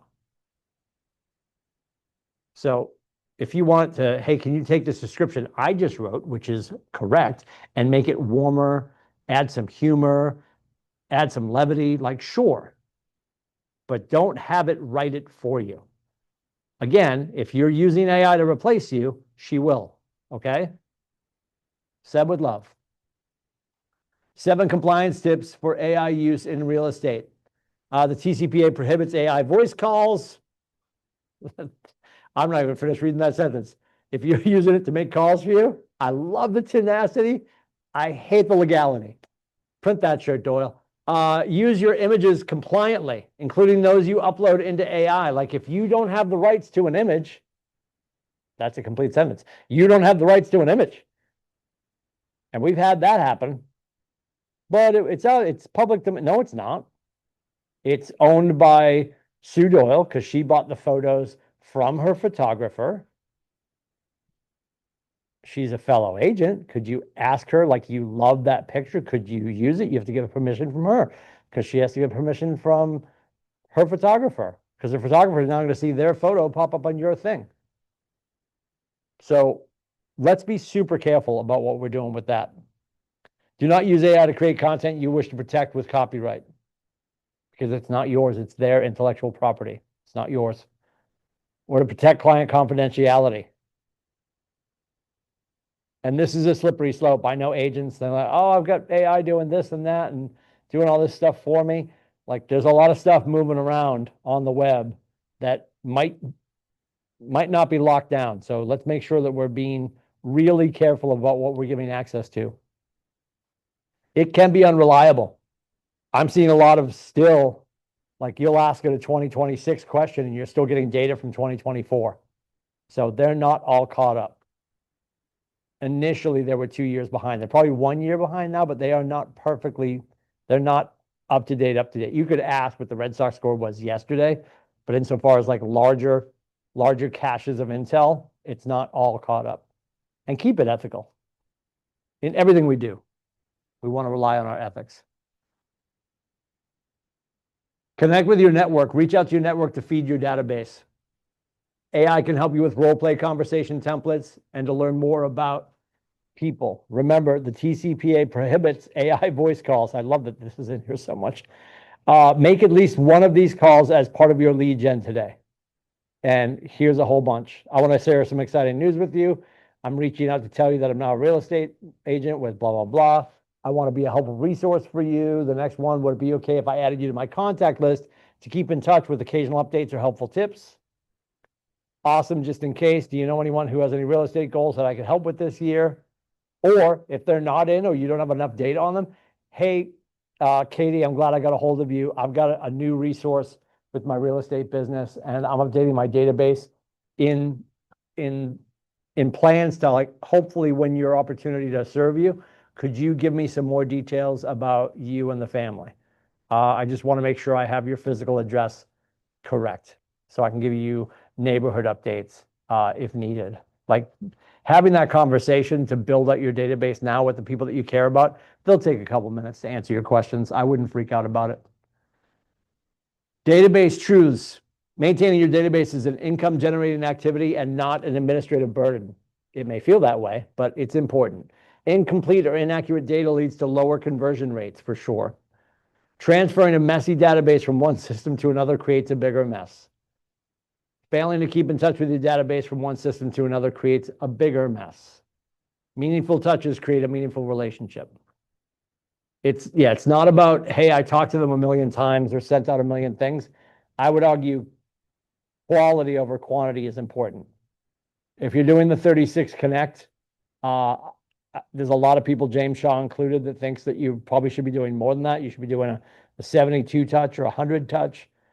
Everybody's going to be different. If you're doing a no touch right now, I would start with the 36 Connect. That is in your smart plans in command. And there's a million different versions too. There's a library in there where people have taken the 36 Connect and they've made it's malleable so you can go in and change it and they've made it work for them. Don't forget, if you find one that's built by Katie in Phoenix, that is her unique practice. It's not a best practice. I'm not saying it's bad, but don't forget she's done stuff that are market specific for her and who she is and where she serves. So going back to the original 36 Connect and just starting with that, and the best advice I can give you is make yourself a client so you start to see what you're sending out. Really important. Command's going to give you the opportunity to review stuff before you send it out, but you want to see what it looks like client facing when it hits the inbox. Winning the morning, winning the day, which apparently they have now trademarked. Interesting. Somebody was like, you know what? I said that first. They probably didn't say it first, but they bought it. The Millionaire Real Estate Agent Energy Plan. First thing in the morning, whatever that looks like for you, for your spiritual energy. Meditate, pray, deep knee bends. I think, Ashley, you do yoga. I know JV does yoga. Exercise and eat. Hug, kiss, and laugh. Emotional energy. If you know the great Mo Anderson, she's the chairman of our company. And one of her rules of culture is if you don't give 7 hugs, you get weird. And of course, I think it was in 2020, she was up on stage and somebody in the audience said, well, Mo, with the Me Too movement, are we still allowed to give 7 hugs? And she's like, sugar, you can give 7 hugs. I'm just going to ask you to not linger. So no lingering, right? It's like you're at a Catholic school dance. Yeah, leave a space for the Holy Spirit. Yes, no lingering. And then plan and calendar, your mental energy, right? Anxiety exists. Write this down. It'll be on the quiz later. Anxiety exists where there is lack of a plan. If you don't know what your face is supposed to do, you will twist yourself in knots that you didn't have a plan. Just start to plan your day. Use our morning news. Use our educational calendar every day. This is where my face is going to be, because our mornings are laid out for us every day in that calendar. And then lead generate. But making sure, and this goes back 1,000 years to when I was in school, Father William Fay said to us, if you don't take a day for yourself, you'll take off every day. So have some time for yourself in the morning. So when you get into business, when you get into the office, when you start doing lead gen, you're not thinking, you know what? I didn't have any time for myself. I didn't meditate. I didn't pray. I didn't get my exercise in. I didn't have breakfast today. I haven't spent time with my people I care about to get my emotional energy. And I don't really have a plan. You're probably not going to get to the business energy and lead generation. So making sure that you're taking care of yourself and Rich Dad, Poor Dad, Robert Kiyosaki calls it the millionaire hour. It's the hour in the morning before the rest of the world wakes up that you have to yourself. Because once everybody else wakes up, you're going to be on their calendar. Does anybody do any of this stuff in the morning to get themselves started that they find helpful?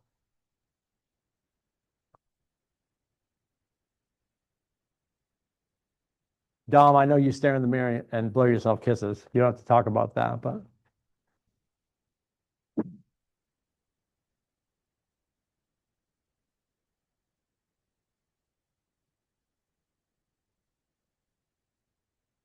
Oh, Dom's already gone. He's gone to blow himself kisses. Okay. I'd say something that I've tried to keep up with is just keeping a general gratitude journal and starting off my day with all the positives that I have. Love it. Love it. Perfect. Thank you for sharing. All right. We're getting there. And then from here, I'm going to invite all of you to hang out. From here, we're gonna jump into. I'm gonna have you go over when we wrap here in a few minutes. I'm gonna have you meet us. You're gonna jump out of here and go to KW Breakthrough Club, kwbreakthroughclub.com. That is where we are gonna have our conversation for the midday protocol. Just come and hang out with us and watch everybody have their conversations, or nobody have their conversations, but at least join us so you understand what the conversation looks like. Lead generation is how you build your business energy. Top producers spend around 3 hours a day.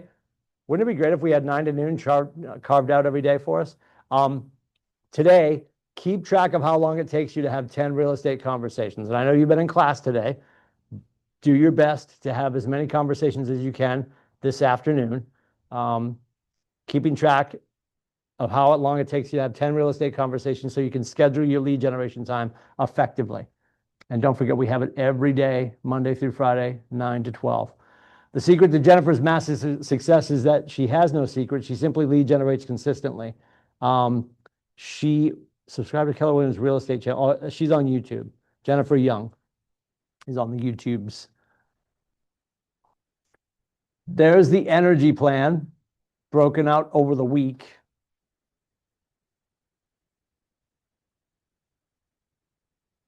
And then Gary's got it broken down too. See the lead gen and the lead follow-up. Here's another thing with semantics too. When we're doing lead gen and lead follow-up, do not say that to the human on the phone that you're calling. Like the last thing you should do is be like, hey, Steve, what's up? I'm just checking in. Or hey, Katie, just following up. I know we're doing lead follow-up. I know we're doing, I know we love to call it following up and checking in. Don't say that to them. As salespeople, like to me, that just screams that I'm checking a box. I'm telling Juliana, like, yeah, I'm gonna sort of call you and pretend to care, and I'm gonna check this box so I can say that I called you because it's part of my 36 Connect. And then in another 90 days, I'm gonna call and say follow up and checking in again. That sounds terrible. If I know Juliana, the last time I talked to her, she was supposed to be doing X, Y, and Z to get going, especially if like I'm in conversation, I've signed her as a buyer or a seller. Like we have a plan. She has actionable items she's supposed to be doing as my client. I know I've storyboarded in my head when I call what she should be doing next. So I'm not calling to say, hey, Juliana, just checking in. I mean, hey, Juliana, last time we spoke, you were going to go do X and Y and Z. How are we doing with that? How can I help? What's next? You know, like, and reminding them of the motivation they shared with me and the pathway we built together. When you call during lead gen and lead follow-up, don't say checking in and following up. It's terrible. That's so salesy. Don't do it. Say a million other things. Talk about the plan you have for them. Tell them what they're doing next. This gets right down to it. Look at this. We got a shower in there. Wait a minute. Oh, I thought it was 5:40 to 5:47. You got 7 minutes to eat, deep knee bends, chew, and then shower. No, it's 5:40 to 7 o'clock. But that's pretty baked in. And I know people look at this and go, that's stupid. Nobody's keeping a schedule like that. The successful people are. Successful people are. Because they're getting to the office. I know in real estate, oh, I'll get there when I get there. I'm a real estate agent. I can show up whenever I want. Yep. And somebody else is eating your lunch already. Somebody else is getting the deal that you're not a part of because they're having more conversations. There's 3 million agents and 4.1 million deals. There's more than enough for everyone. There's more than enough for you to have your unfair share. If you behave appropriately in the space, right? The purpose of a goal is to remain appropriate in the moment. What are you going to do at 12:30 when we finish the midday protocol? What are you going to do for yourself to change the trajectory of your career? To be different. We covered the importance of a robust database for big business. We explained the importance of your sphere of influence to your database. Introduced the Ford method in communicating with your SOI, your sphere of influence, and practice ways to expand your network in a TCPA compliant way, because Jason Abrams will have it no other way. Telephone Consumer Protection Act. So we're joining the do not call list so we don't step on any toes and get ourselves sued because it's expensive. Nate's not writing the check. Gary did write the check. He's not writing more checks. Gary's written massive checks. And I'll tell you, boys and girls, this. When we get in trouble, we're getting in trouble because people are using dialers. And when you're using a dialer and you're not checking the boxes and you're not doing the do not call stuff and you're rapid firing on people, that's going to get you in trouble faster. So using do not call is really important. You'll also see some of the numbers. I know I said 43,000. You're like, oh no. You know, during the All Partners meeting on Wednesday, we'll show a slide and you're going to see like $1,200 or $1,400. That's because they're getting sued as part of a class action suit and the number is smaller. If you get singled out by yourself, it's going to be a new truck. It's going to be about, that's half a new truck. I think the new trucks are 86,000. So yeah, it's going to be half a new truck for sure. Complete your 24-hour recall and expand your network activities. Time block your MREA energy plan. So what are you doing before you start the day? And expose yourself to the humans. Continue reaching out to people who you know, like, and trust. And so you have at least 10 conversations. And then be ready to share your progress report at the beginning of our next session. And of course, every day at 12 o'clock when we jump into the midday protocol. Are we there? Amen. Can you guys do me a favor? I would love to have people come off mute and give me deep thoughts. Give me an aha.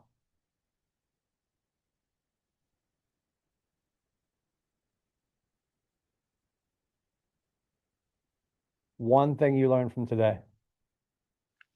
I really like when you mentioned to not say like just checking in, because I feel like that's all I've heard to say. And it also just kind of reminded me of like when you book an appointment with like the doctor or dentist and they say like just checking in, like it's very, I don't know, it's just not as, like you said, it's just not as personable. And it's the first time that I've really kind of heard not to say just checking in. So It's to me, it is relationship kryptonite. It just sounds like you're the next person on the list, as opposed to, hey, Juliana, last time we spoke, you were excited about blah, blah, blah. I had you calling Brad to get your pre-approval. So based on that, when do you want to come in so we can have further conversation, go over some paperwork, and I can start to show you properties. Not like, hey, what are you thinking? Like, it's no disrespect. It's not their job to think. It's their job to make decisions based on the intel we provide when we lead them through this journey. So calling to say just checking in, like you're just bouncing off the walls of your office, waiting for somebody to care, bad idea. It just linguistically, it does not send confidence or control. And they want you to be in control and they want you to be confident. This is a expensive and scary thing for a lot of our clients who have never done it. And as an agent that hasn't done it yet either, Juliana, I understand that feeling, but you have to borrow the positivity and all the confidence that this office has in you and just run with that, right? I don't love fake it till you make it. I do love when people say, because I think it's replaced fake it till you make it. I think the new one is imposter syndrome, and I want everybody at this market center to have imposter syndrome. I think you should wake up every day telling yourself you're about to do something you have no business doing because you're a little freaked out that you're out over your skis, but know that you have everybody here to keep you balanced. Make sense? yes, thank you. Awesome. All right, kids, I'm going to jump out of here. We're going to jump over into kwbreakthroughclub.com to have our midday protocol conversation. I would love for you to join us. We'll see you there. Take care. Thank you so much.